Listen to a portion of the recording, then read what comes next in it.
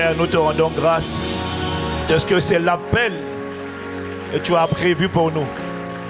C'est la dimension dans laquelle tu nous veux dans cette saison. C'est la raison pour laquelle tu envoies ta parole pour nous construire, pour nous préparer. Tu nous as créés pour un but. Tu nous as fait venir sur la terre pour accomplir une mission. Te révéler, te faire connaître, te glorifier. Tu nous as appelés à te ressembler, à te refléter et à manifester tes œuvres. Tes œuvres sont des miracles, des prodiges, des signes, des merveilles. Il ne s'agit pas de nous. Il s'agit pour nous juste de répondre au but pour lequel tu nous as créés, te rendre visible, perpétuer ce que tu as commencé, afin que Christ soit vu dans notre époque et dans notre génération à travers nous.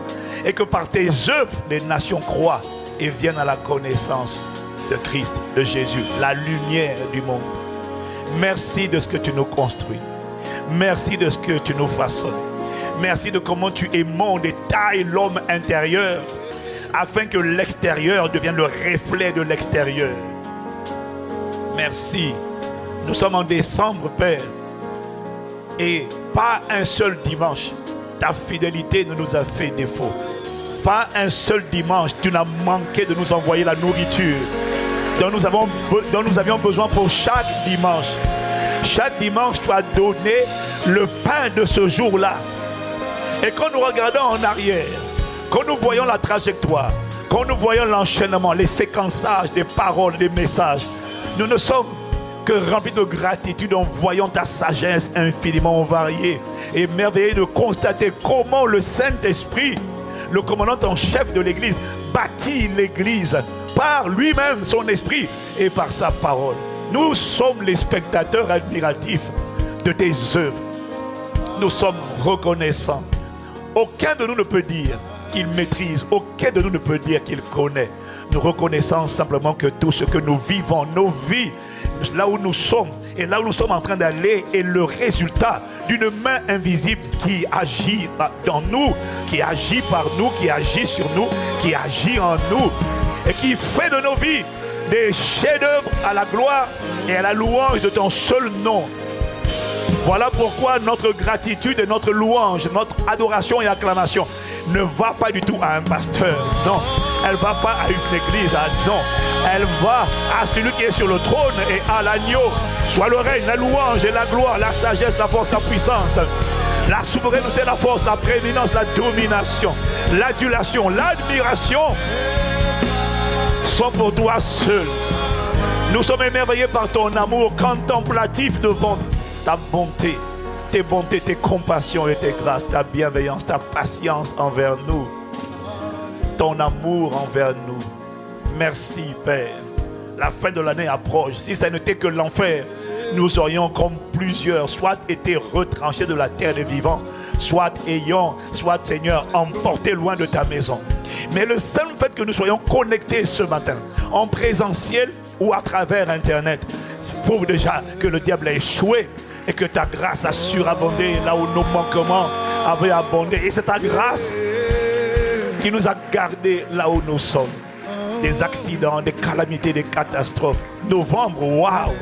Et novembre et décembre plutôt, être non seulement là où nous sommes, mais zélé signifie bouillant, fervent. Ça signifie que le diable n'a pas réussi à siphonner le dépôt de ton amour. Plus que jamais, dans ces 21 jours, nous sommes embrasés, zélés, motivés, déterminés, conquérants. Ah, nous te rendons grâce, Père, de ce que tu es en train de faire de nous, en nous, par nous, à travers nous, par ta parole et par ton esprit. Reçois la louange et la gloire et l'honneur et la sagesse, l'action de grâce, tout est pour toi. Nous te sommes reconnaissants. Nous te disons merci, Père. Assurément, nous sommes en phase de mutation, de transformation, Seigneur, pour être catapultés au cœur de ta volonté, dans les couloirs et au cœur de nos destinées. Nous te rendons grâce, Père. Les destinées de ton peuple parleront. La destinée de chacune de nos nations parlera. Elle appartient s'arrêtera dans le nom de Jésus, parce que c'est toi qui par ton esprit et la voix prophétique a dit que le temps de la moisson de notre destin est arrivé et personne ne pourra rien faire contre cela. Alors nous te rendons grâce, Père, dans le nom de Jésus, le Christ. Amen, amen. Amen, amen, amen, amen. Amen, amen, amen. Amen, amen, amen.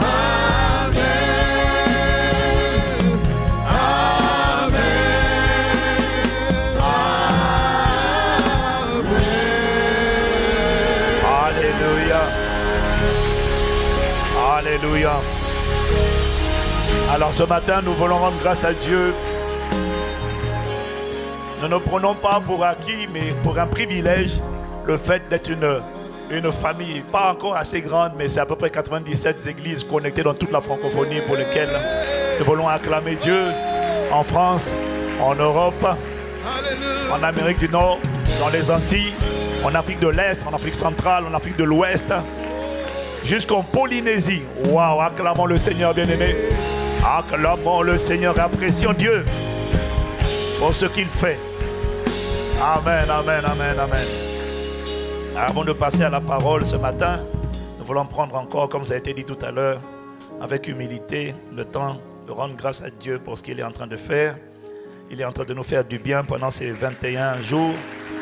Et ce matin encore, il veut augmenter notre foi et nous préparer à recevoir tout ce qu'il a préparé pour nous dans la phase qui s'est ouverte.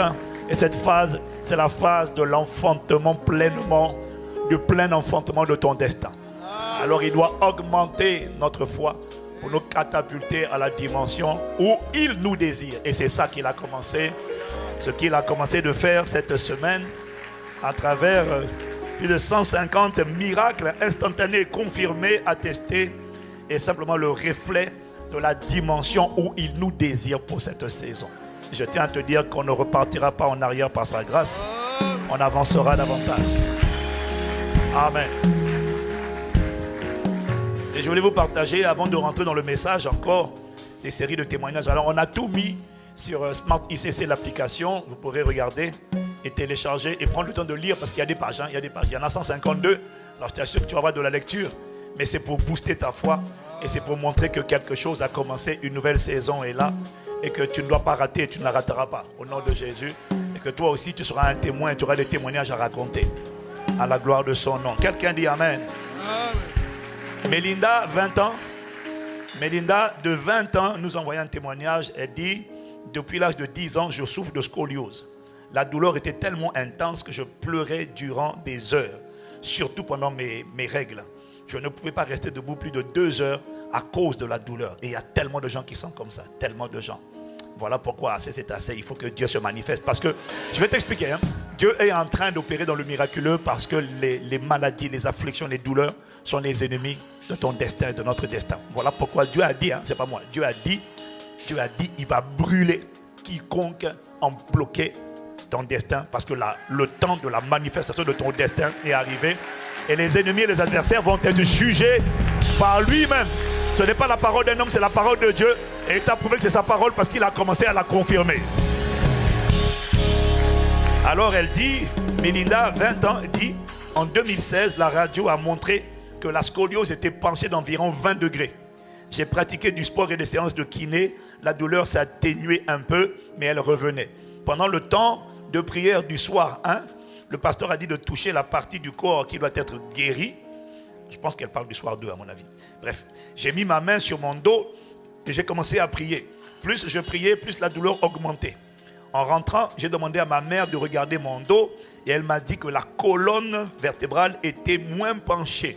J'ai prié et j'ai dit au Seigneur, tu ne fais jamais les choses à moitié, tu termines tout ce que tu as commencé à faire sur moi. Alors hier soir, donc ça c'est vendredi, hier soir le pasteur a proclamé la guérison sur ceux et celles qui ne le sont pas encore. Je me suis dit, cette fois-ci, je serai guéri. Et je me suis mis à prier. J'ai ressenti des picotements au dos. Et j'ai proclamé, scoliose, dégage de ma vie et disparaît. En rentrant à la maison, j'ai demandé à ma mère de regarder mon dos. Elle m'a dit que ma colonne était totalement droite. Nous étions dans la joie. Maintenant, je peux me regarder dans un miroir. Waouh! Alors, je vous partage le témoignage du frère Christ qui se trouve à Libreville, au Gabon. Et le frère Christ dit, depuis 2013, j'ai une hernie hiatale. C'est une portion de l'estomac qui s'insinue hors de l'abdomen, avec des douleurs et des brûlures d'estomac atroces. Pendant la prière du jour 5, donc vendredi, le pasteur a déclaré des paroles de guérison que j'ai saisies. Instantanément, je n'avais plus de douleur ni brûlure chronique. Gloire soit rendue au Seigneur Jésus-Christ. Alléluia. Alors, je vous lis le témoignage d'une sœur de Yaoundé au Cameroun qui a été guérie d'un myome utérin. J'ai été diagnostiquée porteuse de tumeurs ovariennes assez grosses. Le jour 2, le pasteur a proclamé que toutes les masses de nos corps explosaient au nom de Jésus. Saisissant la parole pour moi, toujours le dénominateur commun, la parole, toujours. J'ai alors senti un liquide épais et laiteux sortir de mes entrailles. Le lendemain, le jour 3, fatigué par mon corps alourdi, je me suis assoupi. Dans un rêve, mon ventre avait grossi et un homme disait que l'on m'avait mis des choses à l'intérieur. Le soir même, suite à la prière par le pasteur sur les organes génitaux, j'ai saisi la parole et instantanément, le même phénomène s'est produit. Un liquide abondant et jaunâtre est sorti de moi. Pareil, le lendemain au jour 4, au point que j'ai dû interrompre la prière pour aller me doucher. Quand je me suis reconnecté, le pasteur proclamait que l'on taille la tête du serpent, parole que j'ai saisie et j'ai crié « Sors !» Je me suis couché et je me suis réveillé ce matin sans douleur dans le corps. Et au jour 5, et au jour 5, pendant la prière, plus rien. Je glorifie le Seigneur pour ses bienfaits. Alléluia, alléluia. Waouh.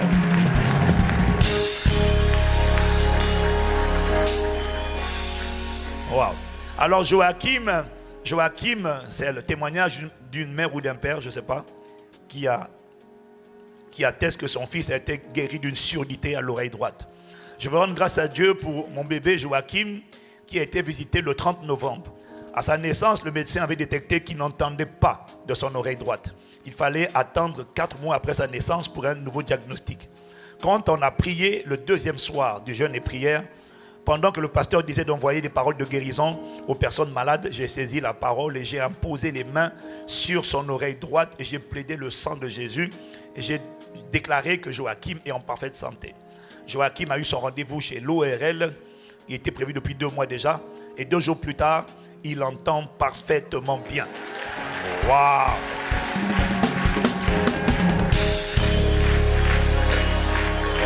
Et il y en a plein comme ça, waouh! Bon, je n'ose pas tout lire parce que c'est juste merveilleux. Dis avec moi, gloire à Jésus. Gloire à Jésus. Waouh. Alors, qu'est-ce que je vais te dire rapidement avant d'entrer dans mon message? Il y en a quoi encore là? Bon, je cherche un témoignage différent. Et alors, il y a une personne qui dit, j'ai 51 ans et mes dents ont commencé à se déchausser il y a quelques années. J'ai vu plusieurs dentistes sans solution satisfaisante. Le deuxième jour du jeûne, pendant la prière, alors que le pasteur a demandé de mettre la main où on avait mal, j'ai mis mes doigts sur mes gencives en demandant à Dieu de me visiter. Habituellement, je saignais toujours en me brossant les dents. Mais depuis hier, plus aucun saignement. La mousse est blanche et toute blanche. Je dis merci au Seigneur et je voudrais encourager quelqu'un qui est dans l'attente d'une guérison. Là où la médecine ne réussit pas, Jésus réussit toujours. Etc. Bon, on va arrêter, on va rentrer dans la parole du Seigneur. Merci Seigneur, nous voulons vraiment te dire merci. Il y en a 152 comme ça que Dieu a opéré et nous rendons grâce au Père. Seigneur, maintenant nous te demandons d'inspirer les paroles de nos bouches et les pensées de nos cœurs, reconnaissant pour ce que tu es, reconnaissant pour ce que tu fais de nous. Tu construis notre homme intérieur et nous te disons merci et de tout ce que tu fais, ta volonté qui est de faire le bien et qui est de guérir, Seigneur. Merci pour la première semaine. Nous attendons à toi pour les 2 prochaines semaines. Et tout ce que nous te demandons, c'est que ce soit toi seul qui apparaisse et qui accomplisse ton programme, tes projets, ton agenda. Merci Seigneur de ce que tu as compassion de ton peuple. Tu envoies ta parole pour le faire sortir de là où il était, pour l'emmener au cœur de ta volonté, au centre de sa destinée. Merci de ce que c'est toi qui fais cela. Tu l'as commencé et tu vas rendre parfaite ton œuvre au nom de Jésus. Amen. Amen. Amen. Amen. Amen.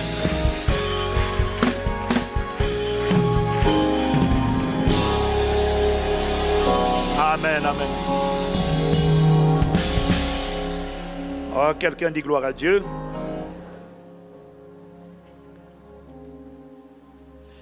Alors, donc, le message de ce jour est venu dans un contexte assez particulier. Et je me suis couché après la soirée de vendredi à 1h30. Et j'ai été réveillé à 5h du matin par sa voix. Et quand il m'a réveillé, il m'a posé une question. Il m'a demandé comment on fait pour avoir la foi dans ce que non seulement Dieu peut faire, qu'il veut faire, mais comment on fait pour avoir la foi dans le fait qu'il va faire? Parce que toutes les personnes qui expérimentent des miracles, enfin toutes, la très grande majorité des personnes qui expérimentent des miracles de la part de Dieu, s'attendaient à recevoir ce miracle de Dieu. Est-ce que quelqu'un me suit? Et donc c'est important de s'attendre. C'est important de s'attendre. C'est ça qui prouve la foi. Lorsque je m'attends, c'est une chose de savoir que Dieu peut, c'est une chose de savoir que Dieu veut, c'est une chose de savoir, je ne sais pas quand, mais il va. Et dans ta vie et dans ma vie, il va. Donne encore amen. Et donc, il m'a posé la question, comment faire pour avoir cette foi qui donne la certitude que Dieu veut, Dieu peut et Dieu va faire un miracle, des miracles. Alors c'était la question que j'ai reçue pendant que j'étais couché. Et je t'avoue que j'ai dit à Dieu, honnêtement, je ne sais pas. Parce que même moi, il y a plusieurs domaines dans lesquels je m'attends de ta part à des miracles. Est-ce qu'il y a quelqu'un aussi qui s'attend à des miracles de la part de Dieu? La vérité, c'est que même quand tu as reçu un miracle, tu en as tellement encore que tu attends. Si c'est vrai, dis Amen. Et donc, j'ai dit, Seigneur, honnêtement, si j'avais la réponse, je pense que j'aurais peut-être commencé à voir tous ces miracles-là déjà. Et donc, je ne l'ai pas. Et puis, il m'a reposé la même question. Comment faire pour avoir la foi qui provoque des miracles? J'ai dit, je ne sais pas. Et puis, j'ai senti qu'il fallait que je me lève. Alors, je me suis levé. Je suis allé dans mon salon. Et puis, j'ai été émerveillé parce que j'ai compris qu'il n'attendait pas de moi la réponse, mais qu'il voulait me donner la réponse à la question. Alors, j'ai prié pendant 3 heures. Et pendant 3 heures, je ne faisais que taper, écrire, taper. J'entendais. Et puis, il m'expliquait. Et c'est ça que je vais t'expliquer ce matin. Rends grâce à Dieu de ce qu'il parle. Rends grâce à Dieu de ce qu'il parle. Rends grâce à Dieu de ce qu'il parle. Donc le titre de mon message, c'est la foi qui déclenche les miracles. Comment on fait pour la voir? La foi qui déclenche les miracles. Parce que la réalité, je crois que pour chacun d'entre nous, un de nos plus gros combats, ou je dirais notre plus gros combat tout au long de notre vie, je crois que c'est véritablement le combat de la foi. Le combat qui a lieu dans le champ de nos pensées. Le combat pour faire naître dans nos cœurs la foi de Dieu dans le miraculeux. La foi de Dieu qui déplace les montagnes. Puisque nous savons tous, vous savez, la foi n'a pas besoin que tu sois converti. Parce que beaucoup de miracles dans les Écritures a été destiné à des gens qui n'étaient justement pas convertis. La foi ne nécessite pas une grande maturité spirituelle. Tu peux être un bébé spirituel, tu peux être un converti et puis recevoir de Dieu. Quelqu'un me suit? Et donc en vérité, pour nous croyants, le combat de notre vie, c'est comment je fais pour avoir et garder constamment cette foi qui déplace les montagnes. Voilà pourquoi Paul, c'est pas étonnant, voilà pourquoi Paul dit à Timothée, combat le bon combat de la foi. C'est un combat pour que la foi soit trouvée à l'intérieur de moi et reste à l'intérieur de moi. Ce n'est pas un acquis, c'est un combat. Parce que je suis combattu par d'autres voies, la voie de la chair, la voie du diable, la voie du monde. Pour tout ça, pour m'empêcher d'être une personne qui est toujours remplie de foi. Parce que la clé du surnaturel, des exploits, de l'accomplissement dans la vie, c'est toujours la foi. C'est la foi qui déplace les montagnes. Et cette foi va déplacer des montagnes. Ah oui, mon ami, tu es rentré dans une dimension, on est rentré dans une phase où la foi va déplacer des montagnes. Il a commencé cette œuvre et il la rendra parfaite. Si tu la reçois, tu dis Amen. Parce que la réalité, voyez-vous, c'est que avoir la foi, croire que Dieu va faire dans un domaine précis, ce qu'il a dit qu'il va faire, ce n'est pas un acquis, surtout dans les domaines où on a déjà prié, où on s'attend déjà à Dieu depuis un moment et on n'a toujours pas vu la manifestation. Donc, ce n'est pas un acquis d'avoir cette foi qui produit, qui enfante le miraculeux. Quelqu'un dit Amen. Alors, bien aimé, la réalité, c'est que Dieu a créé l'homme à son image, selon sa ressemblance. Ça veut dire quoi? Il a créé l'image, ça c'est le caractère, c'est son reflet. Sa ressemblance, c'est la manière dont il fonctionne.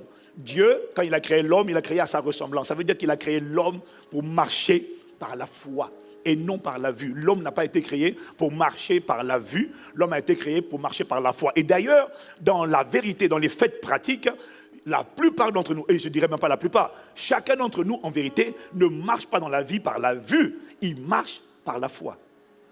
Nous tous, on marche par la foi. L'eau que tu bois, tu la bois par la foi. Les médicaments que tu prends, quand tu les prends par la foi. La nourriture que tu l'achètes par la foi. Ça veut dire quoi? Tu es obligé de faire confiance. Qu'est-ce qui te prouve que dans la boîte que tu as achetée, il y a ce qui est le nom? Qu'est-ce qui te prouve que le nom correspond à ce qui est à l'intérieur? Qu'est-ce qui te prouve que le médicament, là, ne va pas te tuer? Tu es obligé de faire confiance parce que la vérité, c'est quoi? C'est que si tu ne marches pas par la foi, ben, tu marches par la peur. Et les gens qui n'ont pas la foi sont des gens qui passent... Les gens qui ne font pas confiance, qui n'ont confiance en rien, sont des gens qui sont méfiants tout le temps. Mais du coup, tu passes ton temps à être méfiant, tendu, stressé, angoissé. Toujours, tu passes ton temps à être agité. En vérité, l'Esprit m'a montré que nous tous, on fonctionne par la foi. Même le carburant que tu mets dans la voiture, tu le mets par la foi. Le train que tu prends par la foi. Parce que tu espères qu'il va te mener à destination. L'avion, tu prends par la foi. Tu fais tout par la foi. Le carburant, qu'est-ce qui te... Il y a des pays, hein? Il y a des pays. On t'a dit gasoil. Quand tu mets là, ce n'est pas gasoil. Hein? Mais pourtant, tu vas à la pompe. Parce que si tu n'as pas la foi, tu passes tout ton temps à te poser des questions. Je vais voir. Parce que si tu n'as pas la foi, ça veut dire que c'est la vue. Mais tu ne peux pas tout voir. Tu ne vas pas aller au centre commercial et puis ouvrir chaque boîte, chaque canette où on dit maïs pour voir. Avant de payer à la caisse, je vais d'abord vérifier que c'est du maïs. Donc, la vérité, c'est que tu fais confiance. Ça prouve juste que chacun d'entre nous marche par la foi. Parce que la foi, c'est ça qui te procure le repos. La foi te donne la paix. La foi te donne la sérénité. À l'inverse, quand tu n'as pas la foi, tu passes ton temps tendu, tu passes ton temps inquiet, tu passes ton temps toujours angoissé. Donc, ce que j'essaie de te dire, en vérité, c'est que tu n'as pas envie de croire. Tu as besoin de croire. Tu as besoin. Parce que c'est le secret de ta paix. Parce que plus tu es angoissé, plus tu détruis ta santé. Donc quand tu vas arrêter de détruire ta santé, tu dois tout faire pour avoir la foi. Sauf que la foi dont nous on parle n'est pas la foi dans les hommes, c'est la foi en Dieu. Même si au quotidien, ce que tu manifestes spontanément, c'est la foi dans les gens. C'est la foi dans les hommes. Un homme te dit parce qu'il a une blouse blanche. Mais il y a des gars qui ont des blouses blanches qui sont des bandits. Il te dit prenez tel comprimé. Et quand tu sors de là, tu es déjà rassuré. Tu dis ah, c'est lui qui a dit. Donc tu as confiance. Tu comprends? Si tu n'as pas ça, dès qu'on te prescrit un médicament, oui mais les médicaments, c'est compliqué. Tu ne peux plus vivre ça. En fait, tu vis stressé. Est-ce que quelqu'un me suit? Voilà pourquoi tu as besoin de croire. Tu as besoin. C'est pour ton bien. C'est pour ta paix. C'est pour ta quiétude. C'est pour ta santé. Donc, mais nous, on ne parle pas de croire en l'homme, on parle de croire en Dieu. Parce que l'homme est tellement faillible, l'homme est tellement imparfait, l'homme n'est pas fiable, il ment. Alors, il y a des gens qui mentent volontairement et ils font des promesses qui ne tiennent pas et parce que souvent ils sont de mauvaise foi. Et puis même quand ils sont de bonne foi et qu'ils font des promesses sincères, la réalité c'est que l'homme, malgré sa bonne volonté, il a la volonté, mais il n'a pas la capacité. Parce que l'homme n'est pas le maître, il ne contrôle pas les circonstances. Il ne contrôle ni le temps, ni les circonstances, ni les événements, ni le soleil, ni ce qui va arriver. Il est limité. Donc il peut te dire, je vais faire ça, mais voilà pourquoi les politiciens ont des problèmes. Ben oui, c'est compliqué pour eux. Alors il y a des gens, ils mentent depuis le début. Ça, on le savait. Bon, toi tu ne savais pas, mais nous on savait.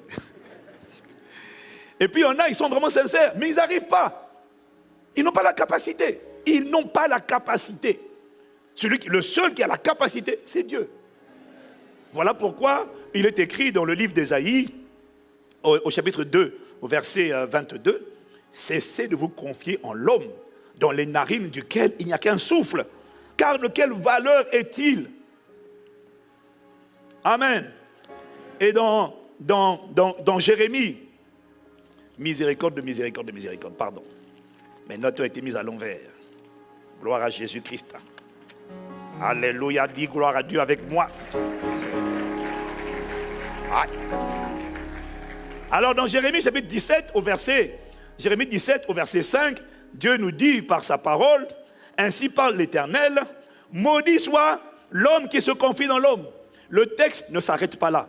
Parce que ce que l'Esprit me dit, c'est qu'en vérité, chacun d'entre nous est obligé, même dans les hommes, de faire confiance. Quelqu'un me suit? Mais tu es obligé de faire confiance, parce que si tu ne fais pas confiance, tu vis stressé en permanence. Donc, la faute, ce n'est pas de se confier dans les hommes. C'est de tout attendre des hommes.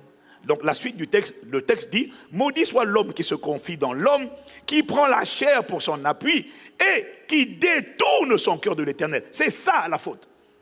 Le problème, ce n'est pas d'accorder ton crédit à quelqu'un. Le problème, c'est quand tu te détournes de Dieu et tu ne mets que sur l'homme. Non, tu dois t'appuyer sur Dieu et faire confiance à la grâce de Dieu pour inspirer les hommes. Mais ton fondement n'est pas les hommes. Ce ne sont pas les hommes. Ton fondement, c'est Dieu. Si tu me suis, tu dis Amen. J'ai dit si tu me suis, tu dis Amen. Tu comprends? Donc, pour ne pas vivre continuellement dans l'angoisse, dans la crainte, dans la peur, tu as besoin de croire. Tu as besoin parfois de faire confiance aux gens, mais beaucoup plus, tu as besoin surtout de t'appuyer sur Dieu parce que lui seul est infaillible. Lui, il ne ment pas. Lui, il est véritablement bon. Lui, il est véritablement bienveillant. Lui, il est véritablement amour. Lui, il est véritablement tout puissant et tout suffisant. Lui, il est le seul maître des temps et des circonstances. Lui, il est déjà dans l'éternité. C'est-à-dire qu'il connaît le futur avant, il connaît la fin avant le commencement. Il est dans le futur déjà. Lui, il est digne de confiance. Et lui, je répète, il ne ment pas. Ce qu'il dit, il l'accomplira certainement. Oh, quelqu'un dit Amen. Donc, alors, la question qui m'a été posée, c'est alors, si Dieu est digne de confiance, si Dieu est ce qu'il dit qu'il est, pourquoi est-ce que nous avons du mal à croire en Dieu dans le domaine des miracles? Parce qu'il faut quand même reconnaître que le miracle, le miraculeux, le surnaturel divin, c'est quand même la sphère de compétence de Dieu. Tout ce qui est impossible, c'est son domaine de compétence. Il faut quand même reconnaître que la Bible est un livre de récits miraculeux du début jusqu'à la fin. Quelqu'un me dit Amen. Dieu est un Dieu de miraculeux. Le miraculeux, c'est sa marque de fabrique. Le miraculeux, c'est le sceau, le tampon de Dieu. Nous, on a tendance à voir que les mauvais miracles, mais la vérité, c'est que c'est parce qu'il y a des faux médecins qu'il n'y a pas de bons médecins. C'est parce qu'il y a des faux médicaments qu'il n'y a pas de bons médicaments. C'est parce qu'il y a du faux qu'il n'y a pas de vrai. Il faut arrêter de zoomer que sur le faux et bénir Dieu pour le vrai. Et il y a des vrais miracles et Dieu fait des miracles.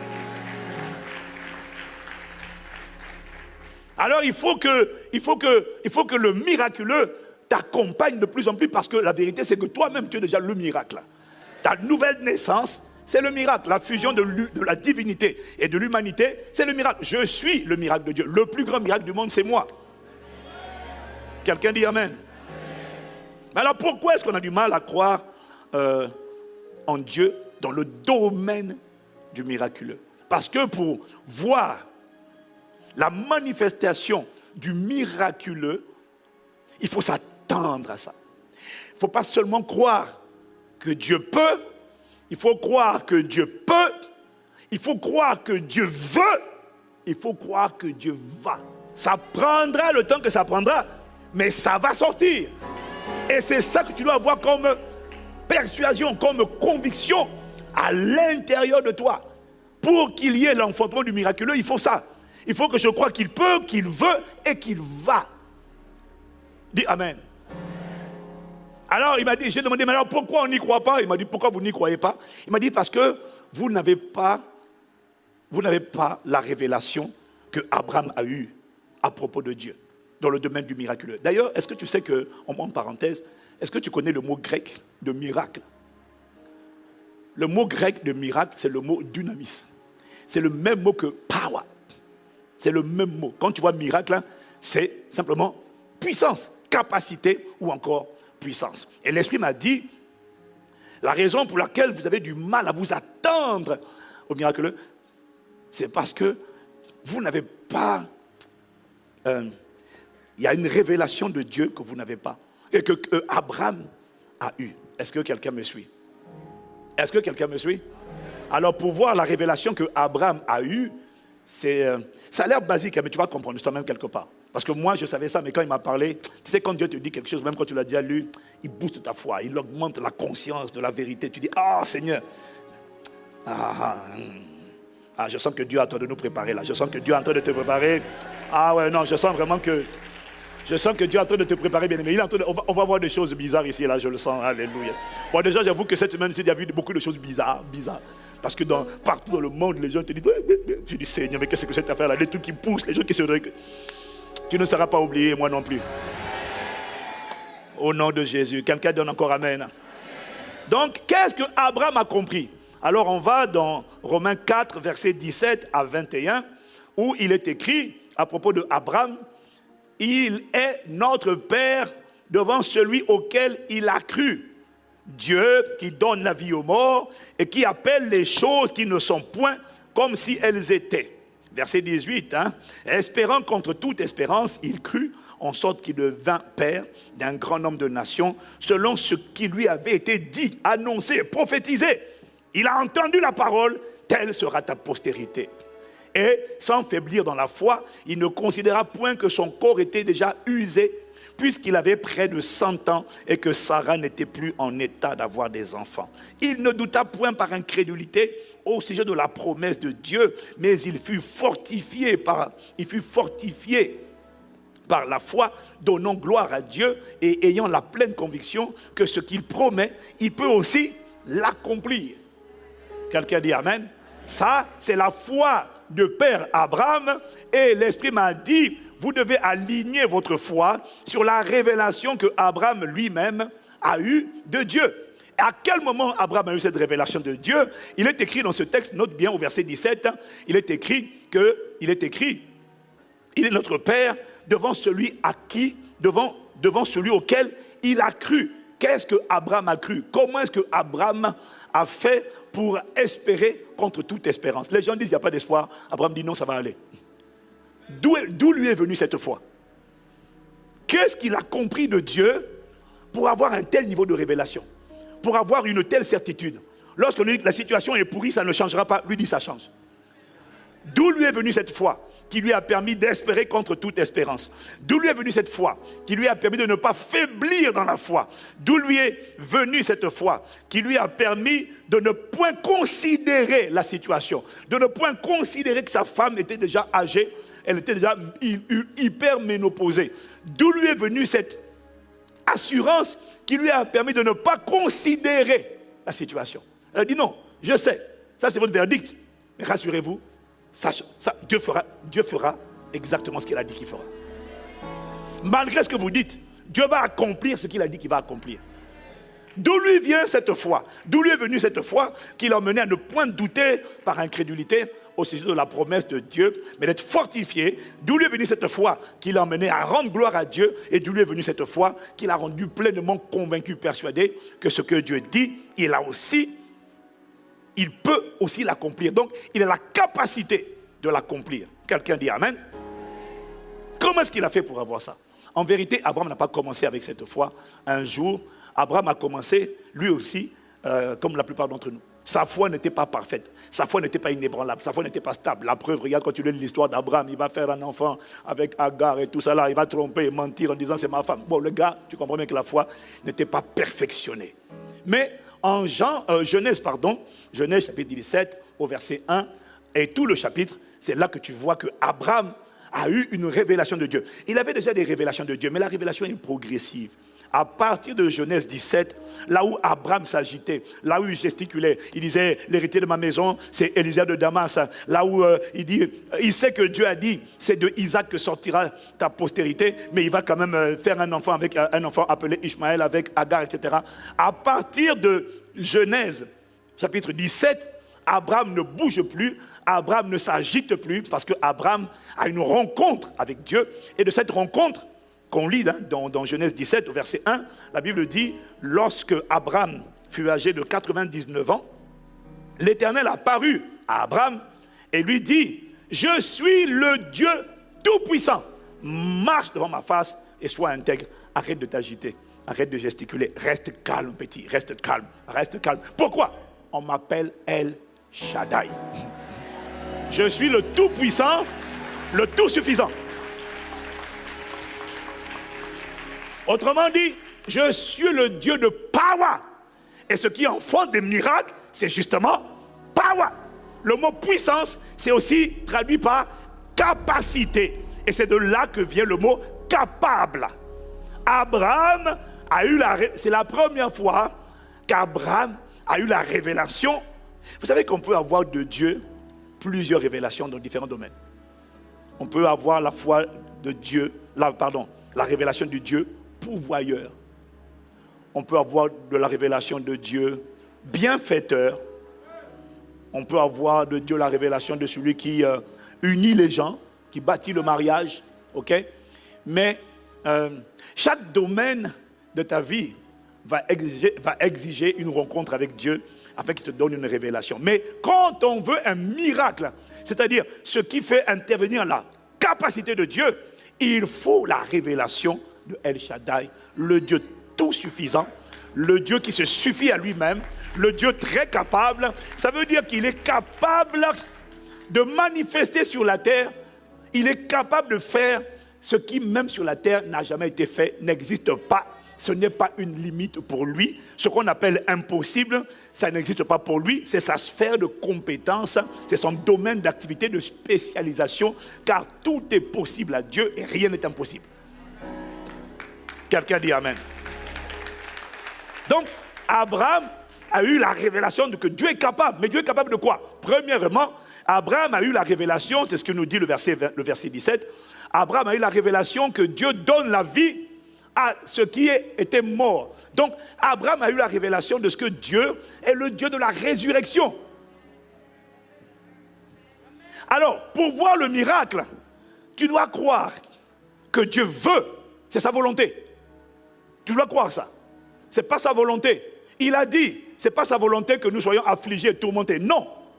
Il a dit, si vous, méchants comme vous êtes, vous savez donner de bonnes choses à vos enfants, à combien plus forte raison votre Père Céleste saura-t-il donner de bonnes choses, ou le Saint-Esprit, à ceux qui le lui demandent. Si vous n'êtes pas content quand vos enfants sont souffrants, malades, ton enfant est tordu de douleur, toi tu es frustré et tu te sens impuissant. La différence entre Dieu et toi, c'est que toi tu te sens impuissant, mais lui il est tout puissant. Donc tu ne peux pas me dire non, si c'est la volonté de Dieu que je reste comme ça. Non, ce n'est pas ta volonté. Donc quand tu pries, c'est juste que tu ne dois pas zoomer ta prière sur toi. Mais tu dois plaider avec Dieu pour dire ça là, ce n'est pas ta volonté. Ce n'est pas ta volonté que mon corps soit souffrant parce que j'ai besoin de la vigueur pour accomplir le destin pour lequel tu m'as créé. J'ai besoin d'être en bonne santé. Donc je refuse. Les voix qui disent ah non c'est normal. Non, ce n'est pas normal. Je refuse. Et même des voix qui vont te dire parce que tu as péché. Si tu as péché, repens-toi. Va et ne pêche plus. Mais arrête de trimballer la culpabilité. Ah, c'est parce que à l'époque j'ai fait ça, que je suis en train de subir ça. Non, il a pardonné et je crois à sa miséricorde. Donc je réprime la voix qui me dit c'est à cause de ce que tu as commis hier comme faute que tu es en train d'endurer ce que tu es en train d'endurer. Je refuse. Parce que, étant père de famille, je ne suis animé que de sentiments bienveillants. Même quand mon enfant m'a fâché, quand il demande pardon, quand il s'est humilié, tu n'as pas envie de frapper ton enfant. Si c'est ton enfant, tu n'as pas envie de le frapper, tu n'as pas envie de le voir. Tu as déjà vu un père qui dit, je vais te voir. Ça, c'est un sorcier. Ou c'est une maman sorcière. Ce n'est pas ton partage au nom de Jésus. Donc, la vérité, c'est que je sais que Dieu a compassion. La vérité, c'est que je sais que Dieu est bienveillant. La vérité, c'est que je sais que Dieu ne prend pas plaisir à ce tourment. Le problème, c'est que Dieu a besoin de ma foi. Et ma foi va dépendre de la révélation que j'ai de lui. Je dois comprendre qu'il veut. Mais je dois aussi comprendre ce que Abraham a compris. Et la preuve qu'il veut, que Abraham a eu, la preuve que Dieu voulait, c'est que Dieu lui a dit, l'année prochaine, dans la même période, Sarah sera enceinte. Donc il a dit, bon, si c'est toi qui veux. Maintenant, pour toi et moi, c'est quoi la preuve qu'il veut? C'est qu'il a donné Jésus pour nous. Romains 8, je crois que c'est le verset 32. Mettez un peu le verset 32. Lui qui n'a pas épargné son propre fils. C'est ça? Lui qui n'a pas épargné son propre fils. Comment ne nous donnerait pas-il toutes choses avec lui? C'est Romains 8. Oui, c'est ça, 32. Lui qui n'a pas épargné son propre fils, mais qui l'a livré pour nous tous, comment ne nous donnera-t-il pas aussi toutes choses avec lui? Il a donné Jésus pour racheter mon esprit, mon âme et mon corps. Donc, je n'ai pas besoin de la promesse de Dieu. J'ai besoin de connaître le fait établi. Il a déjà livré Jésus à sa place et par les meurtrissures de Jésus, moi j'ai été guéri. Jésus a été flagellé pour que je sois guéri. Donc je sais que c'est sa volonté. Quelqu'un dit Amen. Il faut la convergence des trois. Il faut la conscience de ce que c'est ce qu'il veut. Mais Abraham n'a pas seulement eu la révélation de ce que c'est ce que Dieu voulait. Il a fallu que Dieu, parce que Dieu lui avait dit ça depuis longtemps. Dieu lui avait dit depuis le début. Quand il appelait, Dieu lui avait dit, je ferai de toi une grande nation. Toutes les nations de la terre seront bénies en ta postérité. Dieu lui avait déjà dit. Donc, il savait que c'est ce que Dieu voulait. Mais la raison pour laquelle Abraham tergiversait, c'est parce qu'Abraham n'avait pas compris le mystère de la capacité de Dieu. Il n'avait pas compris que Dieu suffisait. Il pensait qu'il fallait qu'il ait de l'aide. Dieu lui a dit, hé, petit, on m'appelle El Shaddai. Que la capacité, la révélation de sa capacité soit imprimée sur les tables de ton cœur au nom de Jésus. Tu sais, il y a des choses qu'on dit, on chante tous, hein, mon Dieu est capable. Là. Mais la vérité, c'est que j'ai compris que c'est la révélation véritable. Ce n'est pas le chant. C'est la révélation qui me fait prendre conscience et admettre véritablement que Dieu est véritablement ce qu'il dit qu'il est, c'est-à-dire capable. Ce n'est pas tout de le dire, ce n'est pas tout de le chanter. Encore faut-il en avoir la révélation. Pas l'information, la révélation. En lisant la Bible, tu as l'information. Mais en le rencontrant, tu as la révélation. Que Dieu te donne la révélation ce matin. Qu'il te donne la révélation ce matin. Est-ce que quelqu'un me suit? Je n'ai pas entendu. Donc Abraham a eu la révélation de ce que Dieu voulait depuis longtemps. Mais il fallait que... Dieu avait besoin qu'il ait la révélation de ce qu'il est capable. Combien de fois toi et moi on croit qu'il est capable? Mais nos actes, nos tricheries, nos plans de secours prouvent, nos gesticulations, nos agitations prouvent qu'on n'est pas fermement enraciné, établi dans la conscience de sa toute suffisance et de sa toute puissance. Et ce sont nos comportements qui nous trahissent. Voilà pourquoi ce n'est pas tout de l'avoir lu. Il faut en avoir la révélation et la conscience. Abraham a eu la révélation par la rencontre. Que Dieu, premièrement, est capable de donner la vie à ceux qui étaient morts. Autrement dit, Abraham a eu la révélation de ce que Dieu est le Dieu de la résurrection. Ah oui, il a eu la révélation. Dieu peut ramener à la vie tout ce qu'on a déclaré mort. Dieu peut le faire revivre. Tout ce qu'on a déclaré ruine, Dieu peut le faire revivre. Il a fait dans Genèse 1, au verset 3, lorsque la terre était informe et vide et que l'Esprit de Dieu se mouvait au-dessus de la surface des eaux. Dieu a parlé. C'est comme ça qu'il a agi. Il a prouvé dans Ézéchiel, chapitre 37, dans la vallée des ossements desséchés. Il y avait une vallée pleine d'os. Quand tu lis les Écritures, Dieu te prouve qu'il est le Dieu de la résurrection. Ézéchiel te dit, il a reçu de Dieu l'instruction, il me dit, prophétise et parle à l'Esprit. Prophétise, fils de l'homme, et dis à l'Esprit, ainsi parle le Seigneur, l'Éternel. Esprit, viens des quatre vents, souffle sur ces morts, et qu'ils revivent. Amen. Je prophétisais selon l'ordre qu'il m'avait donné, et l'Esprit entra en eux, ils reprirent vie, et ils se tinrent sur leurs pieds.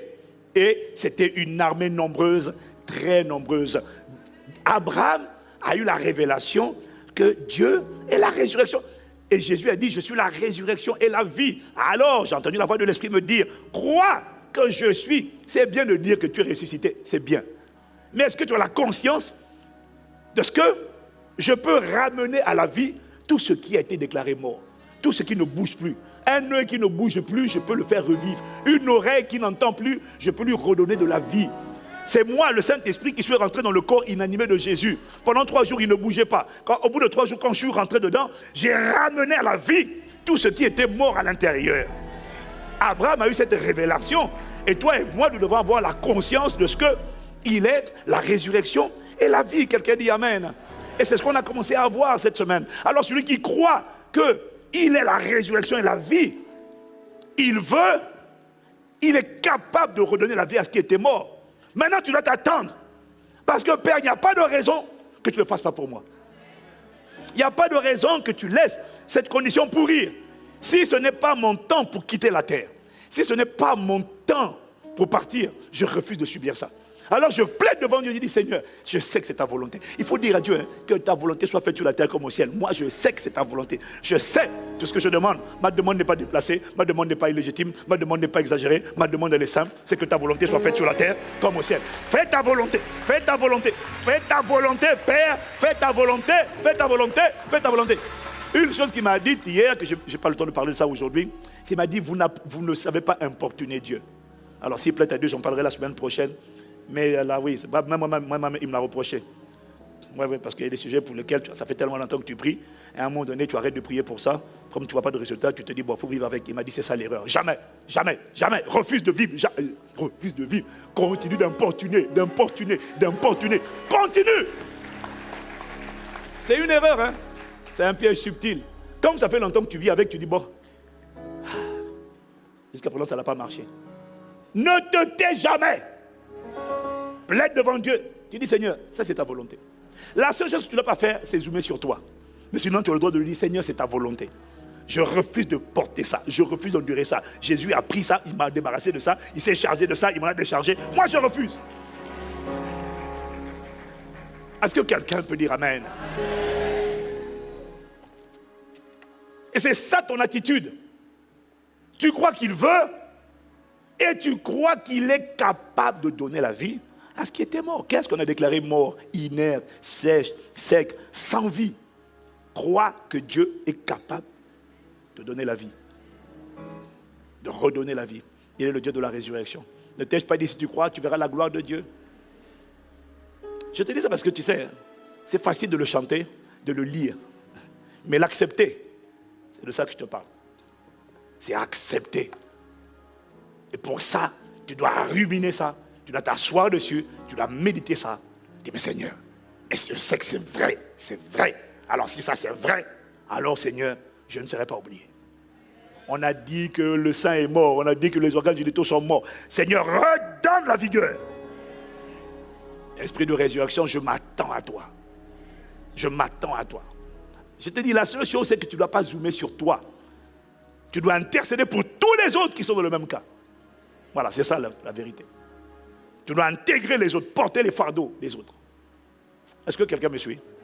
Est-ce que quelqu'un me suit? Dieu est en train de te préparer à aller à une autre dimension de foi. Donc Abraham a compris que Dieu donne la vie à ce qui est mort. Mais là où le Saint-Esprit a vraiment challengé, c'est qu'Abraham n'a pas compris que ça. Abraham a compris aussi que Dieu est celui qui appelle les choses qui ne sont pas à l'existence comme si elles étaient. Ça veut dire quoi? Dieu est capable d'appeler à l'existence ce qui n'existe pas. Donc, Dieu est capable de faire apparaître ce qui a disparu ou qui n'a jamais été manifesté. Dieu est capable de faire sortir un œil là où il n'y avait pas d'œil. Il est capable de faire pousser une oreille là où il n'y avait pas d'oreille. Ah non, c'est de ça qu'il s'agit. Hein. Il est capable, on a dit qu'on enlevait les trompes. Dieu est capable de faire une greffe de trompes.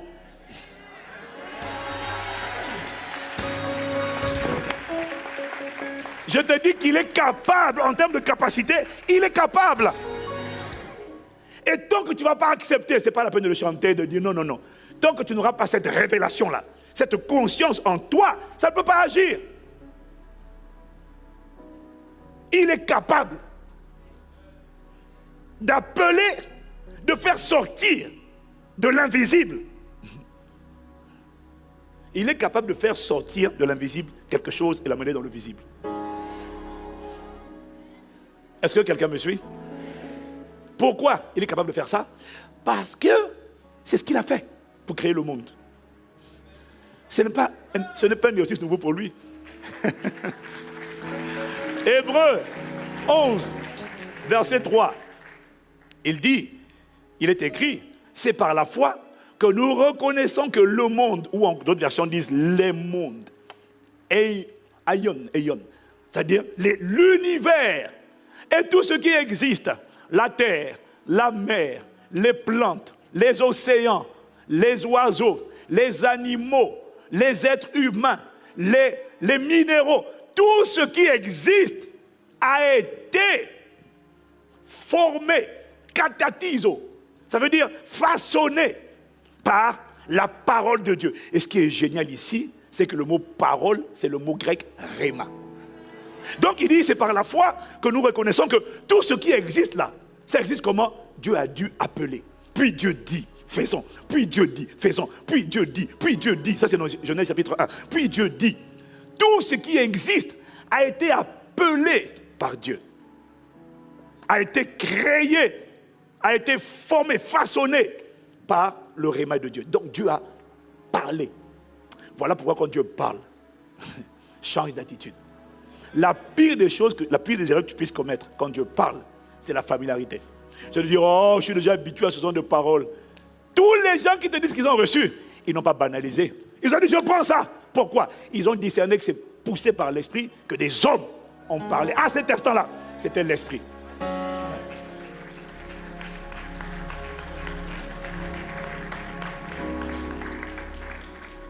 J'ai découvert que la voix de Dieu, là, tu vois, je comprends pourquoi certaines personnes sont blasées. Parce qu'on peut prendre un verset biblique et le lire à haute voix et puis le proclamer sur toi. Tu comprends? C'est la parole de Dieu. Et quelqu'un peut te dire, poussé par l'esprit, je parle de la part de Dieu. Mais en vérité, poussé par l'esprit, parler de la part de Dieu, c'est pas ça. Hein. C'est pas juste lire en Bible, c'est pas juste prendre un texte biblique et puis le donner. Non, en vérité, c'est pas ça. La vérité, c'est qu'aucun de nous ne maîtrise rien. Le prophétique, ce n'est pas toi qui décides. Le prophétique, c'est toi, ton job, c'est d'être connecté, c'est d'être dépendant, c'est d'être vulnérable et de ne rien faire tant qu'il n'a pas parlé. De tout faire uniquement. Le prophétique n'exige pas de savoir motiver. Le prophétique exige de savoir être connecté et d'être un esclave. Parce que, en fait, ce que j'essaie de vous dire, c'est quoi? C'est que c'est pas parce que tu as dit, aujourd'hui, va être une soirée, une veillée de miracle, que ce sera une veillée de miracle. La question, c'est qu'est-ce que Dieu voulait faire ce jour-là? La question, c'est quel est l'agenda de Dieu pour ce jour-là? Toi, tu peux prévoir. Il y a beaucoup de projets dans le cœur de l'homme, mais qu'est-ce que Dieu a décidé? Et quand tu vas arriver, tu vas dire au nom de Jésus, reçois. Parce que tu as dit aux gens de venir pour ça. C'est pour ça que c'est un exercice qui exige une humilité totale. Parce que tu peux dire demain sera une veillée de prière, demain des malades seront guéris. Bon, tu peux le dire, hein, parce que c'est la volonté de Dieu. Mais quand tu as dit ça et que tu vas manger ton chewing-gum et que tu ne passes pas comme Élie, tu ne pratiques pas la genouflexion, la génologie, pour crier à Dieu, afin que ce que toi tu as dit là, lui vienne le confirmer. Si tu allais te balader, parce que tu te dis non, c'est cool, ça va aller, je maîtrise, mon gars, tu vas venir. Tu ne peux pas dire poussé par l'esprit, parce que là, ce n'est pas l'esprit qui a parlé. Parce que ce jour-là, peut-être que l'esprit voulait aller dans une autre direction. Donc, quand tu vas faire, il n'y aura pas grand-chose qui va se produire. Voilà pourquoi le prophétique exige une dépendance totale du Saint-Esprit. Et la dépendance totale du Saint-Esprit exige une pureté du cœur. Parce que Dieu, tu ne l'entends pas. Si tu as un cœur rempli de jalousie, d'aigreur, de méchanceté, d'impudicité, tu ne l'entendras pas. Tu ne l'entends pas. Tu ne l'entends pas. Tu ne l'entends pas. Il faut être un canal par lequel il peut passer avec fluidité. Ce n'est pas un acquis.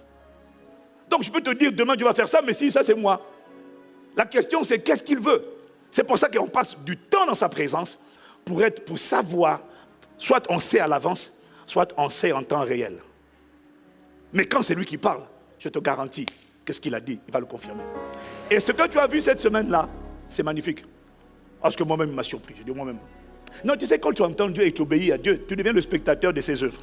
Hein, tu ne maîtrises pas, tu ne connais pas.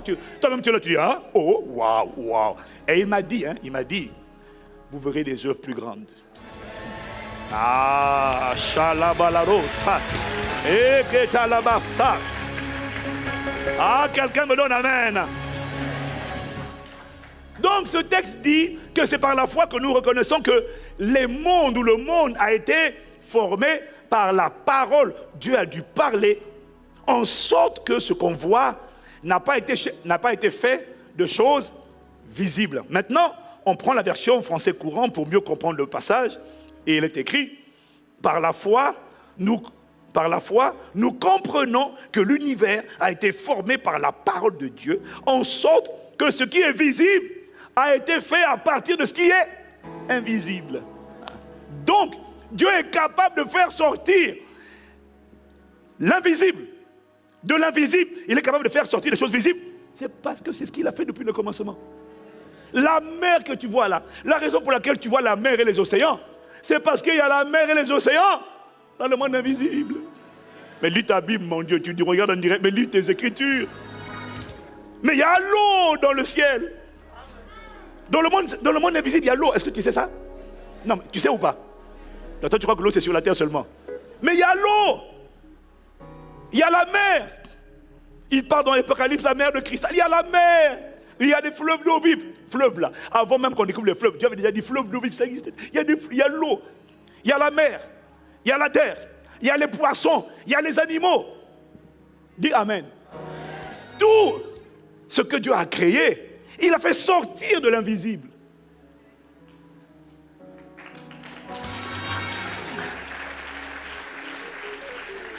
La raison pour laquelle tu vois les plantes, c'est parce qu'il y a des plantes dans le monde spirituel, dans le monde invisible, il y a des plantes. Donc les plantes que tu vois là, Dieu les a créées d'abord, et puis je ne sais pas comment, il les a fait apparaître dans le monde naturel. Quelqu'un dit Amen. Les minéraux, les matériaux, les bijoux là, quand tu fais la fière là, ah ça c'est en or, ça c'est en diamant, ça c'est en émeraude, ça existe dans le monde invisible. Hein? L'or, mais c'est ce qui caractérise quand tu regardes la description du temple de la Nouvelle Jérusalem. Il te parle d'émeraude, de saphir, de onyx, d'escarboucle. Vous vous êtes arrêté seulement à l'or et au diamant. Au ciel là-bas, ils sont allés plus loin. Onyx, escarboucle, émeraude, tout ça là. Donc la raison pour laquelle tu les vois, c'est parce que ce sont des choses qui existent déjà dans l'invisible. Le monde visible est une juxtaposition du monde invisible. Si tu me suis, tu dis Amen. Donc où est-ce que je vais t'emmener? Je vais t'emmener à comprendre que Dieu est capable d'appeler à l'existence. Ça veut dire de faire sortir de l'invisible les choses qui n'existent pas dans le visible. Il est capable de les faire sortir de l'invisible et les emmener dans le visible. Tu me suis ou pas? Tu me suis ou pas? De la même manière, alors ça je te parle des choses, des plantes, mais c'est pareil pour le corps. Parce que la Bible nous dit, dans 1 Corinthiens 15, verset 40, il y a aussi des corps célestes et des corps terrestres. Mais la beauté des corps célestes n'est pas la même que la beauté des corps terrestres. Donc la raison pour laquelle il y a un corps terrestre, c'est parce qu'il y a un corps céleste. Et ce corps terrestre que tu vois là, il a un cœur. Mais et Dieu, et les anges, et eux-mêmes, et le corps terrestre, le corps céleste, a aussi un cœur, une tête, des yeux. La Bible dit les yeux de l'Éternel, il a des yeux. La raison pour laquelle tu as des yeux, c'est parce que ton Créateur a des yeux et il a donné des yeux à ton être spirituel. Et ton être spirituel, c'est ton être spirituel, c'est le spécimen d'où tu es parti. Ton corps physique, en fait, n'est que le reflet de tout ce qu'il y a de spirituel. Donc il m'a dit, en fait, tout ce que tu as de physique, ce n'est que le parallèle de le reflet de ce que tu as dans l'invisible. S'il y a un estomac dans le naturel, c'est parce qu'il y en a dans l'invisible. Des yeux. Dans quel...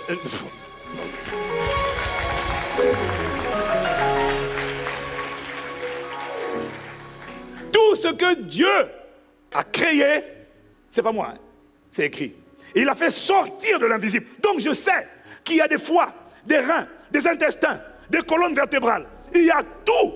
Il y a des os, il y a tout dans l'invisible.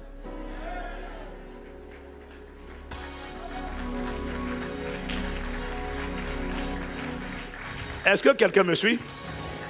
Il m'a dit, lui, il ne peut pas manifester dans le visible ce qui n'existe pas dans l'invisible. Il y a des choses qui n'existent pas dans l'invisible, mais dans le visible. Exemple, la voiture. Donc, Dieu ne peut pas faire apparaître une voiture. Pourquoi? Il n'y en a pas dans l'invisible. C'est la création de l'homme. Il ne peut pas faire apparaître un micro. Il ne peut pas faire apparaître un téléphone portable. Les hommes l'ont fabriqué. Ça n'existe pas. La voiture, on n'en a pas besoin au ciel. On n'a pas besoin de téléphone parce qu'on parle avec Dieu. On n'a pas besoin de la voiture parce qu'on se déplace à la vitesse de la pensée. Il n'y a pas besoin de véhicule.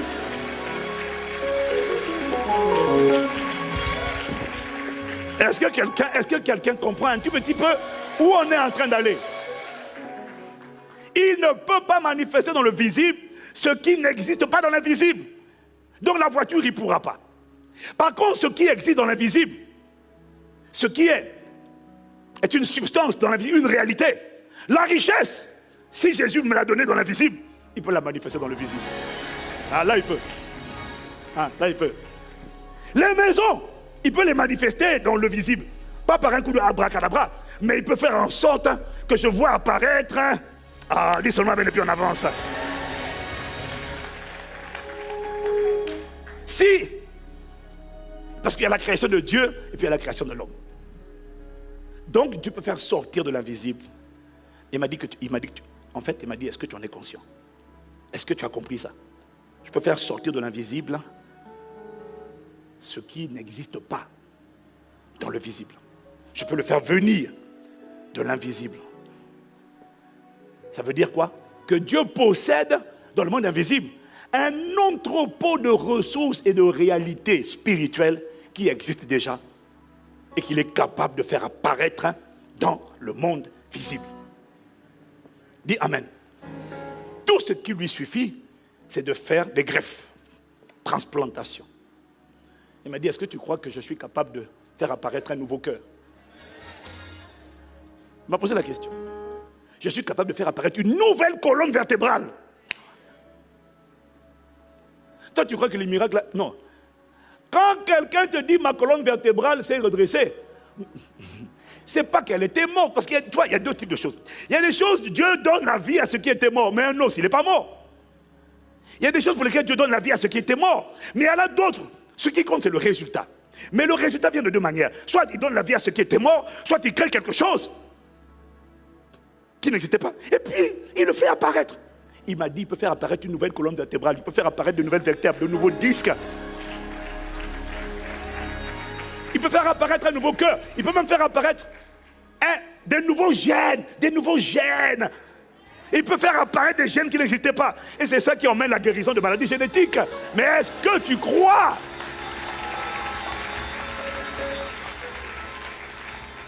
Est-ce que tu as compris que je suis El Shaddai? Et que ce qui n'existe pas, je peux le faire apparaître. Et puis il m'a dit une chose. Il m'a dit, si les hommes sont capables de te donner un nouveau cœur, transplantation cardiaque, de te faire une greffe de cœur, une greffe de rein, une greffe de poumon. Mais sauf que pour faire cette greffe-là, les êtres humains vont aller ouvrir le corps de quelqu'un d'autre. Et puis, on enlève ton cœur, et puis on te met un nouveau cœur. On enlève ton membre, et puis on t'en met un nouveau membre. Il m'a dit, mais réfléchis. Si les hommes sont capables d'enlever quelque chose qui était là et de remplacer par un nouveau, si je ne sais pas faire ça, ça veut dire que la science m'a dépassé. Ça veut dire que la science a battu Dieu. Mais non, la science ne peut pas le battre, mon frère, ma soeur. Si les hommes sont capables, une transplantation cardiaque, ce n'est pas un cœur restauré. Ce n'est pas un cœur auquel on a redonné vie. C'est un cœur qu'on a greffé. C'est un nouveau cœur. Si les hommes sont capables de te donner un nouveau, comment peux-tu douter que moi, du fait que moi, je puisse te donner un nouveau, de le faire apparaître de manière surnaturelle. Je le fais apparaître dans ton corps. Il peut te donner un nouveau cœur, il peut te donner de nouveaux os, nouvelles vertèbres. Il peut te donner un nouvel utérus, ma soeur. Il y a tellement de fibromes et de kystes autour. Dis Seigneur, moi je renonce à ça. Je veux un nouveau, j'en ai marre. Je n'ai pas besoin de redonner la vie, parce que c'est même pas mort, puisque c'est encore là. C'est juste qu'il y a trop de saignements. Alors on fait quoi? L'utérus n'est pas mort. C'est juste qu'il est infecté, bouffé par toutes sortes de trucs. Seigneur, assez c'est assez. Je demande, je réclame des nouveaux utérus pour toutes les femmes qui ont des problèmes de fertilité, qui ont des problèmes de fibromes, qui ont des problèmes de kyste. Nous réclamons, il y en a assez, des améliorations. On veut un nouvel utérus, de nouveaux seins, de nouveaux organes, de nouveaux reins, de nouvelles côtes, de nouvelles hanches, de nouveaux poumons. Nous, on veut les nouveaux. A dit Amen. Si les hommes, sauf que la médecine, pour faire la transplantation, pour te donner un nouveau cœur, un nouveau foie, de nouveaux reins, vont aller sortir ça du cœur de quelqu'un, du corps de quelqu'un. Lui, il m'a dit, les hommes sortent ça du corps de quelqu'un. Moi, je n'ai pas besoin qu'on ouvre le corps de quelqu'un. Moi, je prends ça dans le corps spirituel, je l'amène dans le corps naturel. Ça, c'est Dieu. On l'appelle El Shaddai. Ah, El Shaddai.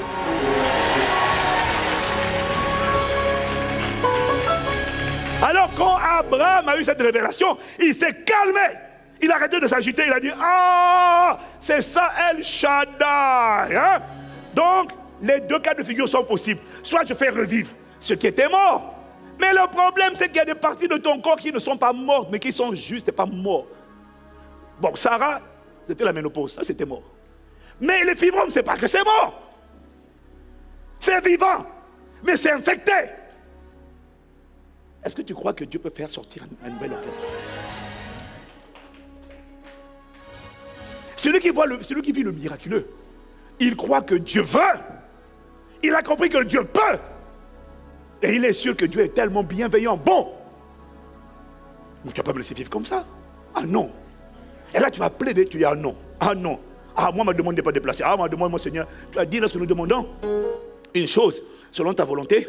Lorsque nous te demandons quelque chose selon ta volonté, nous savons que tu nous entends. Et si tu nous entends, nous savons que nous possédons la chose que nous avons demandé. Moi, je réclame, pas pour moi, mais pour toutes les femmes qui souffrent de ça. Père, étends ta main. C'est comme ça qu'il faut prier. Étends ta main. Assez. C'est assez.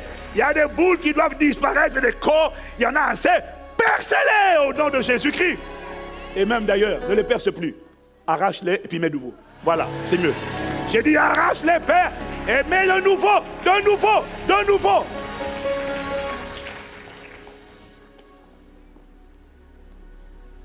Quelqu'un dit Amen. Mais si Dieu n'est pas capable de faire ça, ça veut dire que la science a dépassé Dieu. Parce que la science le fait. Pas pour tous les organes, mais demain. Elle est en train de commencer. Demain, elle va le faire. Même les maladies génétiques. La science est en train de trouver des remèdes pour pouvoir vivre quand même malgré certaines maladies génétiques. Mais alors toi aussi, si la science arrive à s'en sortir, à permettre à quelqu'un qui a telle maladie génétique quand même de... Écoute. Seigneur, mets de nouveaux gènes. Tu peux les faire apparaître. Parce que le principe, c'est quoi? Psaume 33, il dit au verset 9, car il dit, la clé, il y a 3 facteurs qui doivent intervenir. Le premier facteur, c'est le dit, c'est-à-dire la parole. Je te répète, ne sous-estime pas lorsque Dieu parle par son esprit, à toi de discerner lorsque ce que quelqu'un est en train de dire, est-ce que c'est son intellect qui est en train de parler ou est-ce que c'est l'esprit qui est en train de parler par lui? Ça, tu dois le discerner. Mais si tu discernes que c'est l'esprit, alors connecte-toi à toutes les paroles qui sortent de la bouche de la personne qui est en train de parler. La première clé, c'est la voix, le dit. La deuxième clé, c'est la puissance engagée. Pour qu'il y ait le miraculeux, il faut qu'il y ait la voix, Dieu parle. Il faut qu'il y ait ta foi. Tu crois qu'il va. Mais le troisième élément qui manque souvent, c'est la puissance et l'autorité. Parce que tous les miracles que tu as entendus, c'est quoi? C'est la puissance mobilisée, engagée. Quelqu'un me suit? Parce que parfois, toi-même, par toi, au niveau où tu es, tu n'as pas le niveau de puissance suffisant. Mais ce n'est pas grave. Quand tu ne l'as pas, mais que tu as la voix, tu as cru à la parole, et que tu as la foi, tu crois que tu vas faire. Connecte-toi à des atmosphères de puissance, connecte-toi à des plateformes de puissance, connecte-toi à la dynamique de l'église corporative, où ta voix n'est plus seule, mais où ta voix est ajoutée à d'autres voix, et puis à la voix des pères. Et puis là, il y a une dimension que seul tu ne parviens pas à atteindre. Là, tu es qualifié pour voir les miracles se manifester. Ça prendra le temps que ça prendra, mais je sais qu'il peut, il veut. Tu vas le faire. God, you're gonna do it. Quiconque espère en toi ne sera pas confondu. Là, tu viens plaider. Tu dis, Seigneur, tu vas le faire. Hein? Je ne bouge pas de là. 21 jours là, d'ailleurs, je fais mon lit à l'église. Je reste là. Je ne bouge pas. Je suis là. Tant que tu ne m'as pas visité, je ne bouge pas. Je sais que c'est ma saison. Je sais que tu veux. Je sais que tu peux. Et je dis que tu vas le faire. Parce que tu es bon. Parce que même moi, je n'aimerais pas mon enfant comme ça. Alors, à combien plus forte raison toi? Je sais que tu n'aimes pas cette situation. Tu as en horreur les œuvres du diable. Alors, glorifie ton nom. Manifeste-toi. Dieu, tout ce que tu vois, c'est le résultat dans le monde naturel, qui n'a pas été créé par l'homme, mais par Dieu. C'est le résultat de quelque chose qui est sorti de l'invisible. Comment cela s'est-il fait? Ben, c'est simple. Dieu a dit. Et la chose a paru. Regarde le psaume 105, au verset 31. Il est écrit, il dit, et parurent les mouches venimeuses, les poux sur tout leur territoire. Comment les mouches? Il n'y avait pas de mouches en Égypte. Il n'y avait pas de poux en Égypte. Comment les poux sont-elles apparues? On dit un pou ou une poux? Hein? Comment les poux sont-ils apparus? Comment les mouches sont-elles apparues?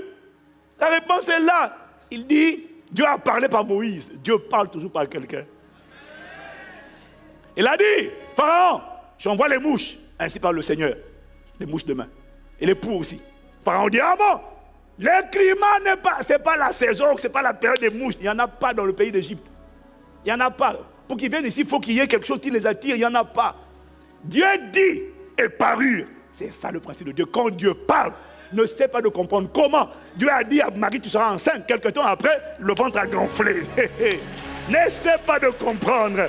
C'est l'enfantement miraculeux de la parole. Dieu a parlé. Dieu a parlé. Et dans la parole de Dieu, il y a eu un sperme. On ne peut pas expliquer. On ne peut pas expliquer. N'essaie pas d'expliquer. Mais tu vas constater l'apparition, si tu crois, de ce que Dieu a dit. C'est tout. N'explique pas. Parce que la création tout entière nous montre. Mais ce n'est pas logique. Dieu parle et la chose apparaît. Dieu dit au verset 34, Psaume 105, il dit, et parurent les sauterelles. Des sauterelles sans nombre. Oh, pas une sauterelle.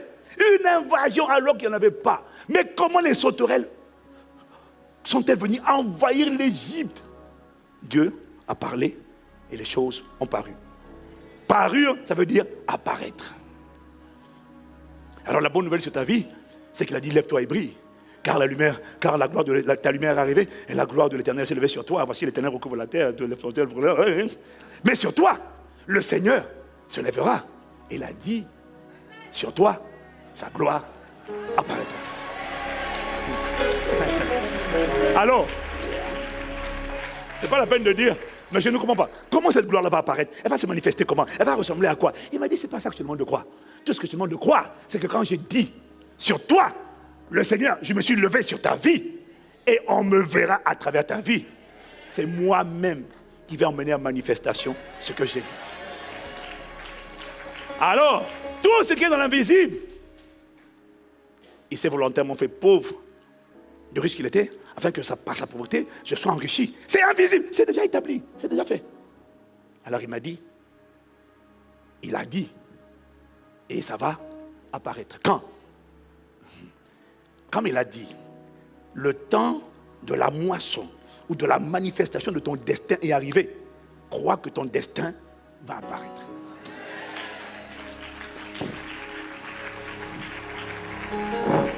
Crois que ce qu'il a dit va apparaître. Il est le Dieu du surnaturel. Mais il m'a dit que si tu acceptes ça, alors dans les prochains jours et les prochaines semaines, on verra des nouvelles colonnes vertébrales. On verra des nouveaux reins, des nouveaux disques, des nouveaux organes. Et des multitudes, juste parce que la foi aura été préparée. Le cœur va maintenant trouver simple. Parce qu'avant, tu dis, mais parce qu'avant, tu aurais dit, mais comment une pareille chose pourrait-elle se faire? Maintenant, tu as compris. Il n'a pas besoin d'aller voir le marché de l'économie, d'aller sonder les statistiques, les sondages, les prévisions de l'OMCE, les prévisions du FMI. Non! Lui, quand il dit, il fait apparaître la chose. Il dit, et la chose arrive, il l'ordonne, et elle existe. Oh! Je vois l'apparition. Donc, il a dit, hein, il y a des gens pour lesquels il a dit, Esther, Mardoché, tout ça là, c'était juste des hommes à venir. Donc, il y a des gens, comme Dieu a dit, tu vas voir apparaître. Certaines personnes, tu vas voir leur nomination être proclamée. C'est ça qu'on appelle l'apparition de la parole que Dieu avait donnée. Donc, en 2022, il y a des gens que tu vas entendre, ministre, président, directeur, PDG, tout ça là. Ça va? Oh, maloko si kete la brako sataya. Est-ce que quelqu'un reçoit la parole? El Shaddai, ça veut dire je peux faire deux choses. Je peux ramener à la vie ce qui était mort, ou je peux faire sortir, appeler à l'existence les choses qui ne sont pas. Ça veut simplement dire les faire apparaître. Je n'ai pas besoin de l'opinion des gens. J'ai tout dans l'invisible. Je suis expert en ça. Je le fais sortir et soudainement, tu constates. Tu ne peux pas expliquer. Parce qu'un miracle, on ne peut pas l'expliquer. Mais on va le constater. Et cet enseignement vient pour te préparer, pour te rendre enthousiaste, pour que tu ne dises plus comment cela se fera-t-il, parce qu'il t'a donné la réponse. Il ne va pas faire il va pas te demander d'aller demander des dons de reins, des dons. Non!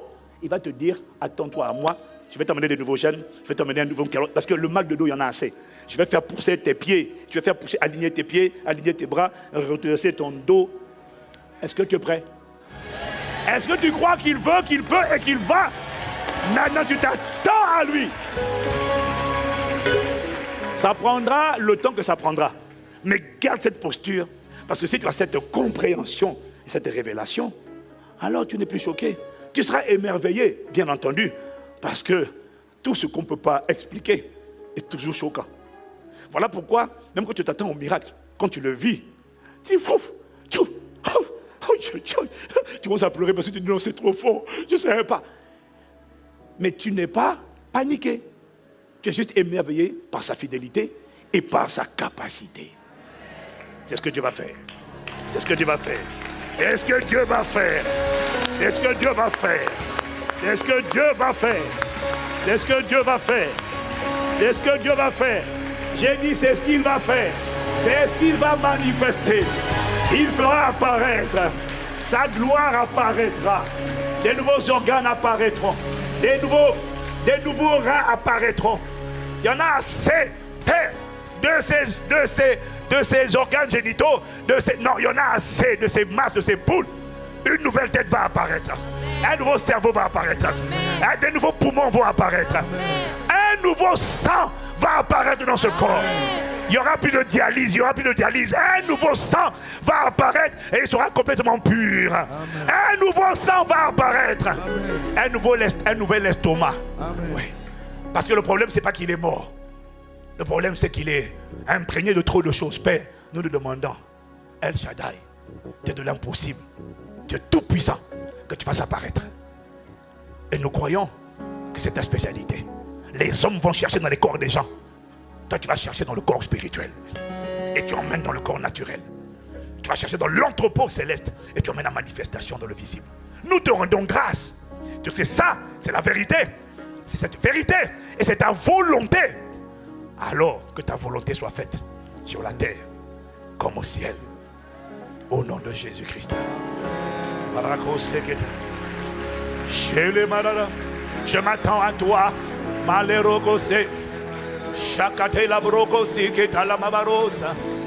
Je m'attends à toi. Je m'attends à l'égosa.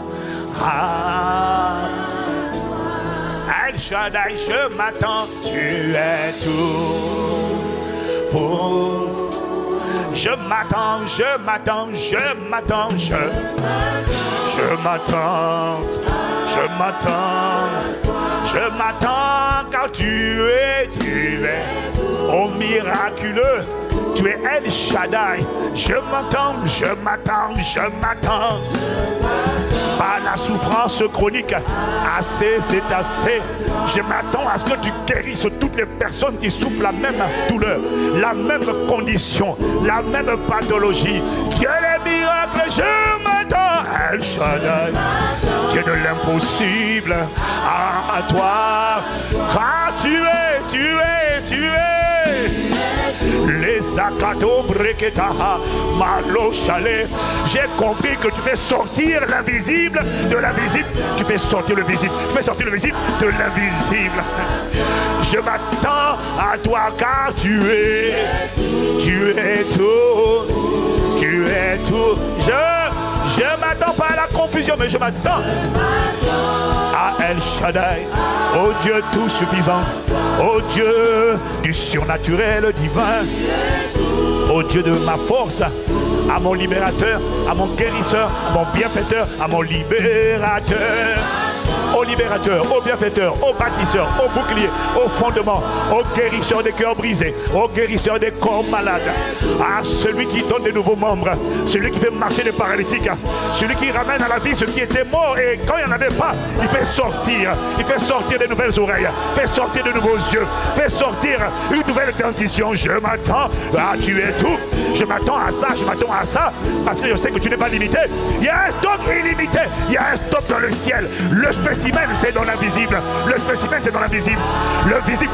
Alors, ça veut dire que si le visible est affecté et trop gangréné, tu n'es pas limité. Si les hommes font des greffes, toi, tu fais. Les hommes font des greffes, des transplantations humaines. Je prie qu'il y ait, Seigneur, à partir de maintenant, des transplantations surnaturelles, divines, d'organes, de membres, d'os, de cartilage, que les arthroses soient réprimées, des greffes divines, des greffes de dos, Seigneur, des transplantations, des greffes de colonne vertébrale. Donne-moi l'épinière, afin que cette maladie soit réprimée, cette paralysie soit réprimée. Que la vie de Dieu pénètre cette colonne vertébrale, pénètre cette moelle épinière, et ce qui n'existait pas apparaît. Nouveau corps, nouveaux membres, nouveaux organes génitaux, nouveau utérus, nouveau rein, nouvelle poitrine, nouveau estomac. Qu'est-ce que tu veux de nouveau? Élève la voix, déclare. Ça se produit aujourd'hui, ça se produit dimanche. Dimanche là, c'est le jour de ton témoignage, Je maudis ces fibromes, je maudis ces kystes, je maudis ces tumeurs par le sang de Jésus. Je maudis ces masses, je les maudis à la racine. Qu'elles sèchent, elles meurent. Père, nous demandons de nouveau, pas un truc amélioré, pas un bricolage, des nouveaux dos, des nouveaux os, des alignements d'organes, de bras, au nom de Jésus, qui causaient la scoliose, des alignements de bras, des alignements de pieds, la même longueur, divinement orchestrée. Comment cela est-il possible? Le miraculeux ne s'explique pas, le miraculeux se constate, parce qu'il apparaît.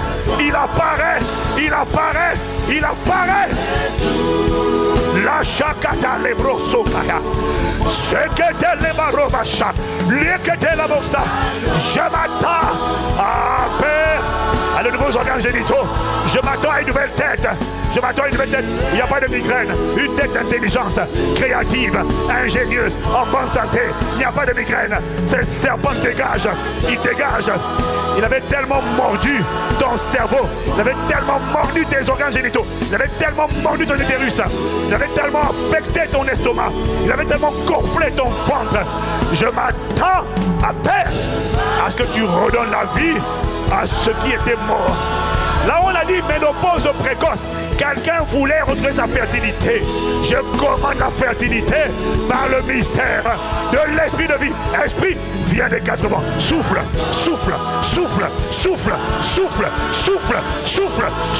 Au son de la voix de ton serviteur. Souffle. souffle dans les oreilles, souffle dans les yeux, souffle. Ah, il y a quelqu'un, les oreilles s'ouvrent, des yeux voient, des gencives changent. Je commande un alignement du dos, que ce que le Père n'a pas planté soit réprimé, un nouveau sang dans lequel le VIH a disparu, le corona a disparu, les cellules cancéreuses, le cancer a disparu. Il meurt dans ce corps par le sang de Jésus. Cancer, tumeur, je te maudis dans ces corps. Allez, sèche à la racine, disparaît au nom de Jésus. J'ai dit au nom de Jésus, car de nouvelles veines, je réprime les varices, je réprime les hémorroïdes, je réprime tous les problèmes, je réprime les problèmes de peau, je m'attends à un nouveau système immunitaire, il y en a assez de ce système immunitaire, il y a trop de complications, il y a trop de problèmes, il y a même trop de maladies incurables, trop de maladies bizarres, mystiques. Père, je m'attends à un nouveau système immunitaire, un nouveau système respiratoire, avec un nouveau cœur, avec des nouveaux poumons, avec de nouvelles branches. Maintenant, c'est la saison. Je dis maintenant, Est-ce que tu es en train de prier? Est-ce que tu es en train de plaider? Tu es mon El Shaddai. Je ne sais pas pour les autres, mais tu es le tout suffisant pour moi. Je ne m'attends pas à mes médecins. Ils m'ont avoué que c'est compliqué. Ils m'ont avoué que c'est impensable. Ils m'ont avoué que c'est improbable. Ils m'ont avoué qu'ils n'arrivent pas. Ils m'ont avoué leurs limitations. Je te rends grâce pour eux. Mais moi, je m'attends. Chez les cobrasa, les catale maramoshita, les cosia. Tu es. Je m'attends. À quoi est-ce que tu t'attends? Fais-le sortir, fais-le apparaître. El Shaddai, fais-le apparaître. Tu dis et parure. C'est un miracle, ça ne s'explique pas. Mais fais-le apparaître dans mes enfants, dans mon frère, dans ma soeur. Fais-le apparaître. Oh, Abba. Je dois témoigner, quelqu'un doit témoigner. Dès aujourd'hui, tu feras une vidéo. Tu vas dire, pasteur, l'impossible s'est produit. Est apparu en moi, est apparu dans mon corps, est apparu. C'est ta volonté. Non, tu veux des témoins? Notre destinée, pour être crédible, il faut être des témoins. Il nous faut des témoignages. Père, il nous faut des témoignages. Père, il nous faut des témoignages de restauration, d'apparition, de manifestation de ce qui n'existait pas. Ah bah, la chakoto levasia.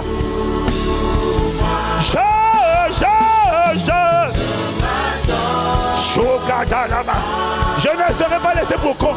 Je crois que tu es capable, El Shaddai. Je te reconnais dans ma vie comme le tout-puissant, le tout-suffisant, celui qui n'est pas limité, il n'est pas frustré par les impossibilités des hommes. Ah, je ne me confie pas en l'homme, je me confie en toi. Je m'appuie sur toi, je m'attends à toi.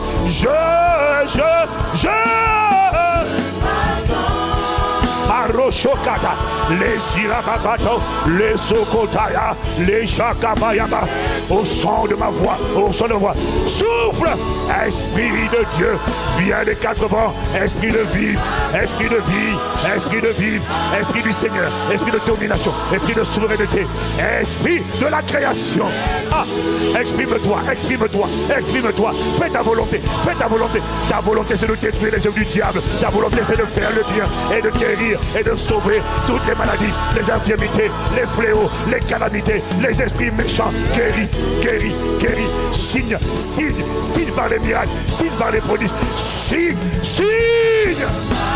Mets ta signature. Dieu, dans nos corps, dans nos vies.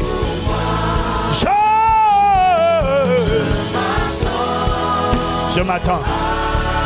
C'est la saison. C'est la saison. C'est la saison. C'est la saison, Père. C'est la saison, Père. C'est la saison. C'est la saison. Ces choses, ces maux, ces douleurs, ces afflictions, ces fléaux, ces maladies, ces infirmités fatiguent ton peuple, affaiblissent trop ton peuple. Assez, c'est assez. Père, nous nous attendons à toi. C'est notre saison. Accorde-nous seulement la grâce de croire à la parole annoncée. Accorde-nous seulement la grâce d'engager le mystère de la prière corporative pour intensifier le niveau de power. Merci, Père. Tu vas manifester ta volonté. Ta volonté n'est pas ce niveau de souffrance de ton Église. Ta volonté n'est pas ce niveau de souffrance des nations. Le diable fait un carnage. Assez, c'est assez. Ta volonté, c'est de faire d'un pacte chrétien une famille, une cité, refuge. Une arche spirituelle. Une arche où quand on vient, on est secouru. Et ceux qui nous combattaient, nous poursuivaient, ne peuvent plus nous atteindre. Accomplis cette volonté en étendant ta main et en permettant qu'il se fasse à une dimension sans précédent. Des miracles, des prodiges, des signes, des manifestations, distribution de dons spirituels faites selon ta volonté. Parce que nous avons le désir de voir la manifestation du destin, du but pour lequel tu nous as fait venir sur la terre. Père, nous te rendons grâce. C'est ta volonté. Elle sera faite sur la terre comme au ciel. Pas à cause de nos mérites, pas à cause de nos titres. Nous ne nous appuyons que sur les mérites du sang versé de Jésus-Christ. Et merci parce que nous savons que tu as compassion. Nous savons que tu es compatissant et plein de bonté. Nous savons que tu as en horreur la souffrance de ton peuple. D'ailleurs, c'est la raison pour laquelle tu as dit à Moïse d'aller. J'ai entendu la souffrance de mon peuple en Égypte. Et tu as entendu la souffrance de ton peuple dans la francophonie et au-delà de la francophonie. Et tu es descendu par ton esprit à travers ta parole pour libérer ton peuple. Et nous ne rendrons jamais le crédit à un homme. Nous ne rendrons jamais la gloire ni à un homme ni à une église. Nous reconnaîtrons. Tu utilises des instruments, mais le héros de l'histoire, c'est toi, Père. C'est toi, Seigneur Jésus. C'est toi, Saint-Esprit. C'est le Dieu 3 fois saint. Honneur, louange et gloire, sagesse et force et action de grâce. Amen, amen, amen. Amen, amen, amen. Amen, amen, amen. Oh, laisse-moi acclamer El Shaddai. Laisse-moi acclamer le Dieu bon. Laisse-moi acclamer le Dieu compatissant. Laisse-moi acclamer le Dieu fidèle. Amen, amen, amen, amen.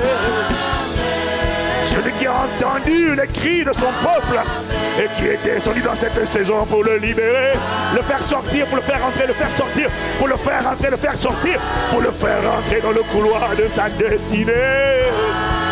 Personne d'autre n'est comme toi.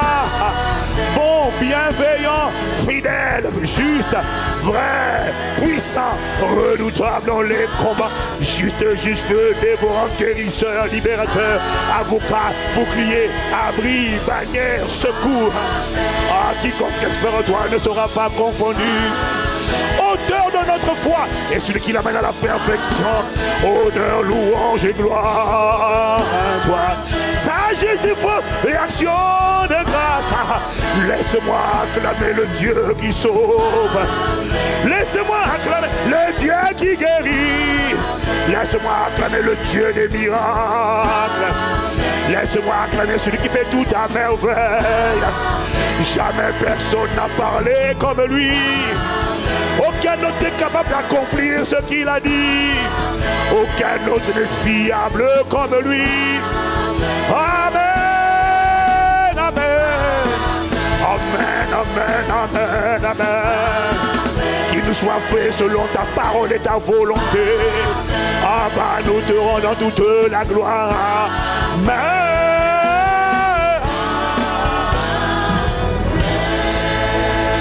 Si tu es reconnaissant, non, donne mieux, donne mieux, donne mieux, donne mieux.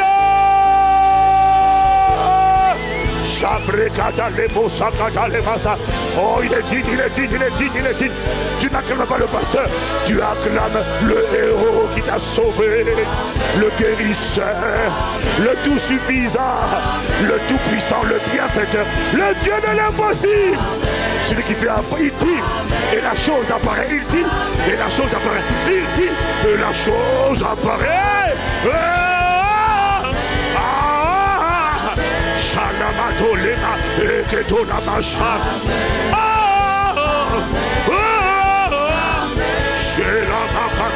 L'émotion.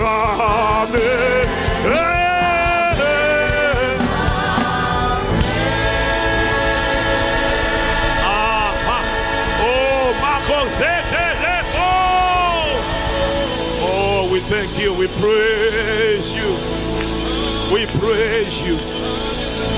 La manière dont tu acclames révèle la manière dont tu es enthousiaste. Et l'enthousiasme, c'est une manière. La manière dont tu es enthousiaste révèle si tu t'attends ou tu t'attends pas à lui. Je n'ai jamais vu un enthousiaste croiser les mains, jamais. Un enthousiaste fait du bruit, selon qu'il est écrit. Poussez vers l'éternel des cris de joie. Vous tous habitants de la terre, faites retentir les cantiques en son honneur, car le Seigneur est grand et digne de le louange, opérant des prodiges. Personne n'est comme lui, parmi les dieux qui est comme toi. Ah, oh, oh, oh, ah,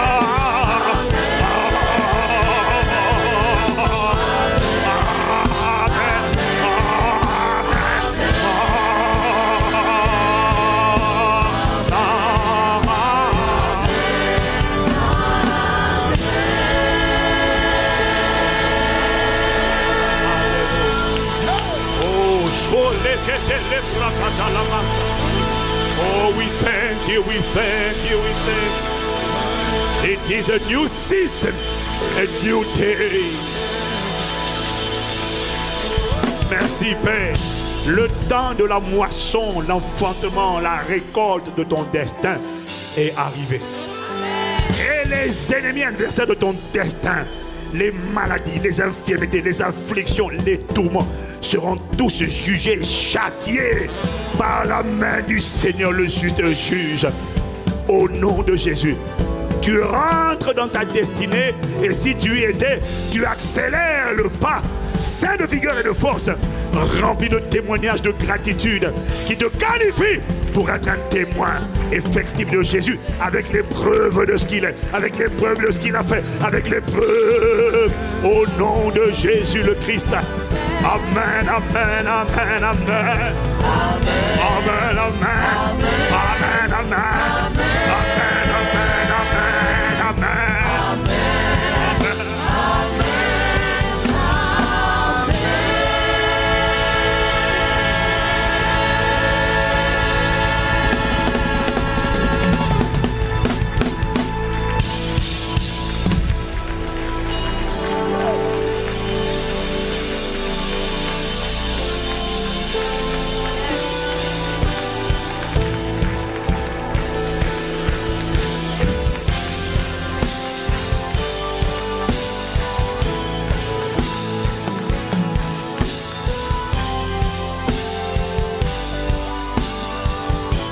Bâtisseur de ton église, te disons merci. Au son de ma voix, y a-t-il une personne qui n'a pas encore fait la paix avec Dieu? Tu as besoin de Jésus. Tu as besoin de croire en lui et pas dans les hommes. La religion ne te sauvera pas. Tu as besoin de t'appuyer sur lui. Dieu véritable et vie éternelle, Jésus le Christ. Alors, Si tu veux donner ta vie à Jésus et commencer une nouvelle vie avec lui, fais cette prière rapide et brève avec moi. Dis avec moi, Seigneur Jésus, j'ai entendu ta parole. Je te demande pardon pour mes péchés. Viens dans ma vie. Change mon histoire. Réécris-la. Et fais de moi la personne que tu veux que je sois. Au nom de Jésus, j'ai prié avec action de grâce. Amen. Amen. Amen.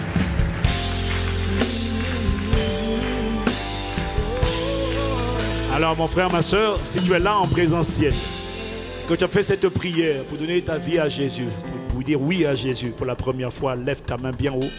Ne regarde ni à gauche ni à droite. Si tu l'as fait par internet, envoie le mot salut au numéro qui s'affiche à l'écran. Si tu es dans une église connectée au son de ma voix, lève la main et approche-toi sans déranger. Nous voulons t'accueillir, prier pour toi, te recommander à la grâce de Dieu. Ne regarde ni à gauche ni à droite. Je vais prier pour toi. Il y a toujours au moins une personne qui ne le connaît pas, qui soit vient à lui ou qui revient à lui. C'est toi. Nous prions que la main du Seigneur soit sur toi. Je te demande de sortir des rangées. Je sais que chaque fois que je dis ça, il y a toujours quelqu'un qui hésite, je le sais. Il y a toujours quelqu'un qui hésite. Et nous prions que la main du Seigneur soit sur toi. Je te supplie. Oui, merci. Il y a toujours quelqu'un qui hésite, toujours.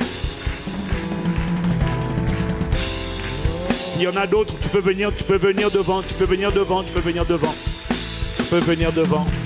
Seigneur, que ta main soit sur nos bien-aimés ce matin. Et que nous prions que tu leur révèles ton amour et que tu les attaches à toi. Tu les plantes dans ta maison comme des oliviers verdoyants et qu'ils portent du fruit en toute saison. Ils ne reculeront pas. Satan ne va pas s'emparer d'eux. Nous brandissons contre toi, Satan, le sang de Jésus-Christ. Tu dégages de leur vie. La main qui est sur nous vient sur eux et tu réécris leur histoire, Père, dans le nom de Jésus. Amen. Amen. Amen. Amen. Voilà, merci de venir sur ma gauche. Alléluia.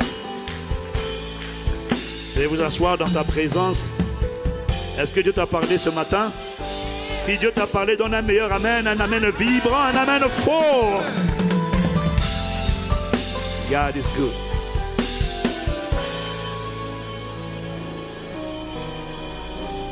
C'est pourquoi Impact Centre Chrétien est une église où nous aimons vraiment abonder en action de grâce.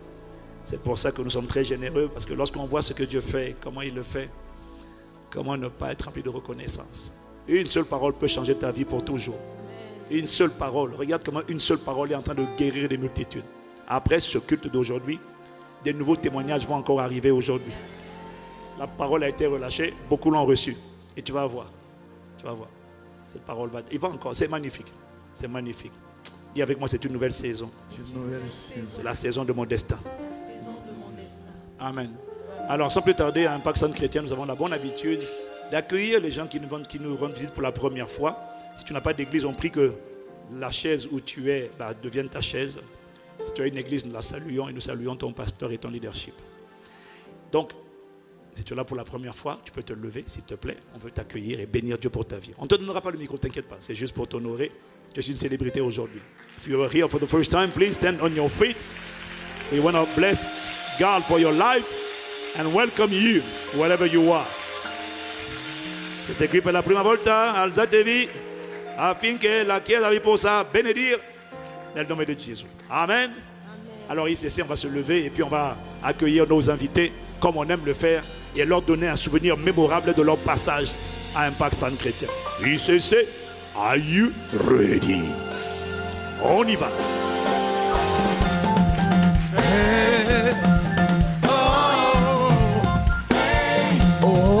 Qu'est-ce qu'on leur dit? Où ça?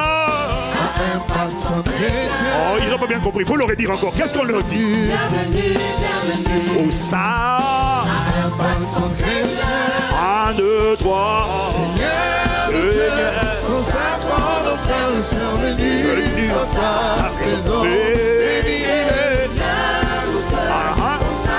Oh, bénis, bénis, mieux que ça, mieux que ça, mieux que ça, mieux que ça, mieux que ça. 1, 2, 3, 4. Bénis, bénis, bénis, bénis.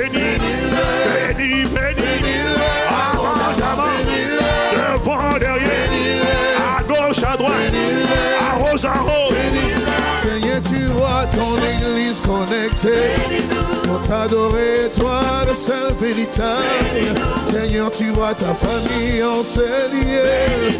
Pour t'adorer en esprit et en vérité. Bénis-nous, bénis-nous, bénis-nous, bénis-nous. Amen. Bénis, bénis, bénis, bénis, bénis, bénis, bénis, bénis, bénis, bénis. Amen, Seigneur, bénis-nous. Alléluia. Waouh. Oh, Père, nous te rendons grâce. Merci. Élevons la voix pour la fin de ce moment qui n'est pas la fin de sa présence. Abondons en action de grâce. Et prions toute cette semaine, bien-aimés. Écoutez-moi ce que l'Esprit me dit. Prions, il vient de me dire ça. Prions abondamment pour que sa volonté soit faite. Sa volonté, ce n'est pas toutes ces souffrances-là. Elles doivent être arrachées des vies. Voilà pourquoi il a envoyé la parole, augmenter ton niveau de foi, te montrer que c'est possible et te préparer. Mais il faut engager l'âme de la supplication, dire non, Seigneur, ce n'est pas ta volonté, fais ta volonté, ça c'est pas ta volonté. Il faut intercéder, prier. Matin, midi, soir, c'est ça les sujets de prière. Que les ennemis, les adversaires de notre destin soient jugés et que l'ordre divin soit rétabli. Dans nos nations, dans nos familles, dans nos corps, dans nos vies, que ce soit ça qui soit établi. Et lorsque nous allons engager l'âme des supplications, Jésus a déjà parlé. Et il a dit, entendez ce que dit le juge inique dans Luc 18 au verset 5-6. Et Dieu ne fera-t-il pas justice à ses élus qui crient à lui nuit et jour? Tardera-t-il à leur faveur? Non, je vous le dis, il leur fera promptement justice. Cette justice sera visible au nom de Jésus. Alléluia. Nous te remercions, Père. Nous prions parce que nous t'avons consacré le premier jour de la semaine. Nous savons que le reste de la semaine porte la marque de la protection, de la faveur divine. Alors nous prions que le sang de Jésus asperge nous et tous les gens qui nous sont proches et notre territoire afin que ta paix soit dans nos territoires. Merci. Nous prions que la grâce de notre Seigneur Jésus, l'amour de Dieu notre Père et que la communion du Saint-Esprit soit notre partage dès maintenant et à jamais. Merci de ce que le bonheur, la grâce et la miséricorde nous accompagneront tous les jours de notre vie et tout au long de cette semaine. Nous ne mourrons pas par ta grâce, nous n'avons pas fini le travail. Nous vivrons et nous raconterons les œuvres du Seigneur. Merci. Parce que tu es ce que tu fais en nous, de nous et par nous. À toi la louange, l'honneur et la gloire, maintenant et dans toutes les générations. Dans le nom de Jésus le Christ, Père, nous t'avons ainsi prié. Avec action de grâce. Amen, amen, amen. Amen, amen, amen.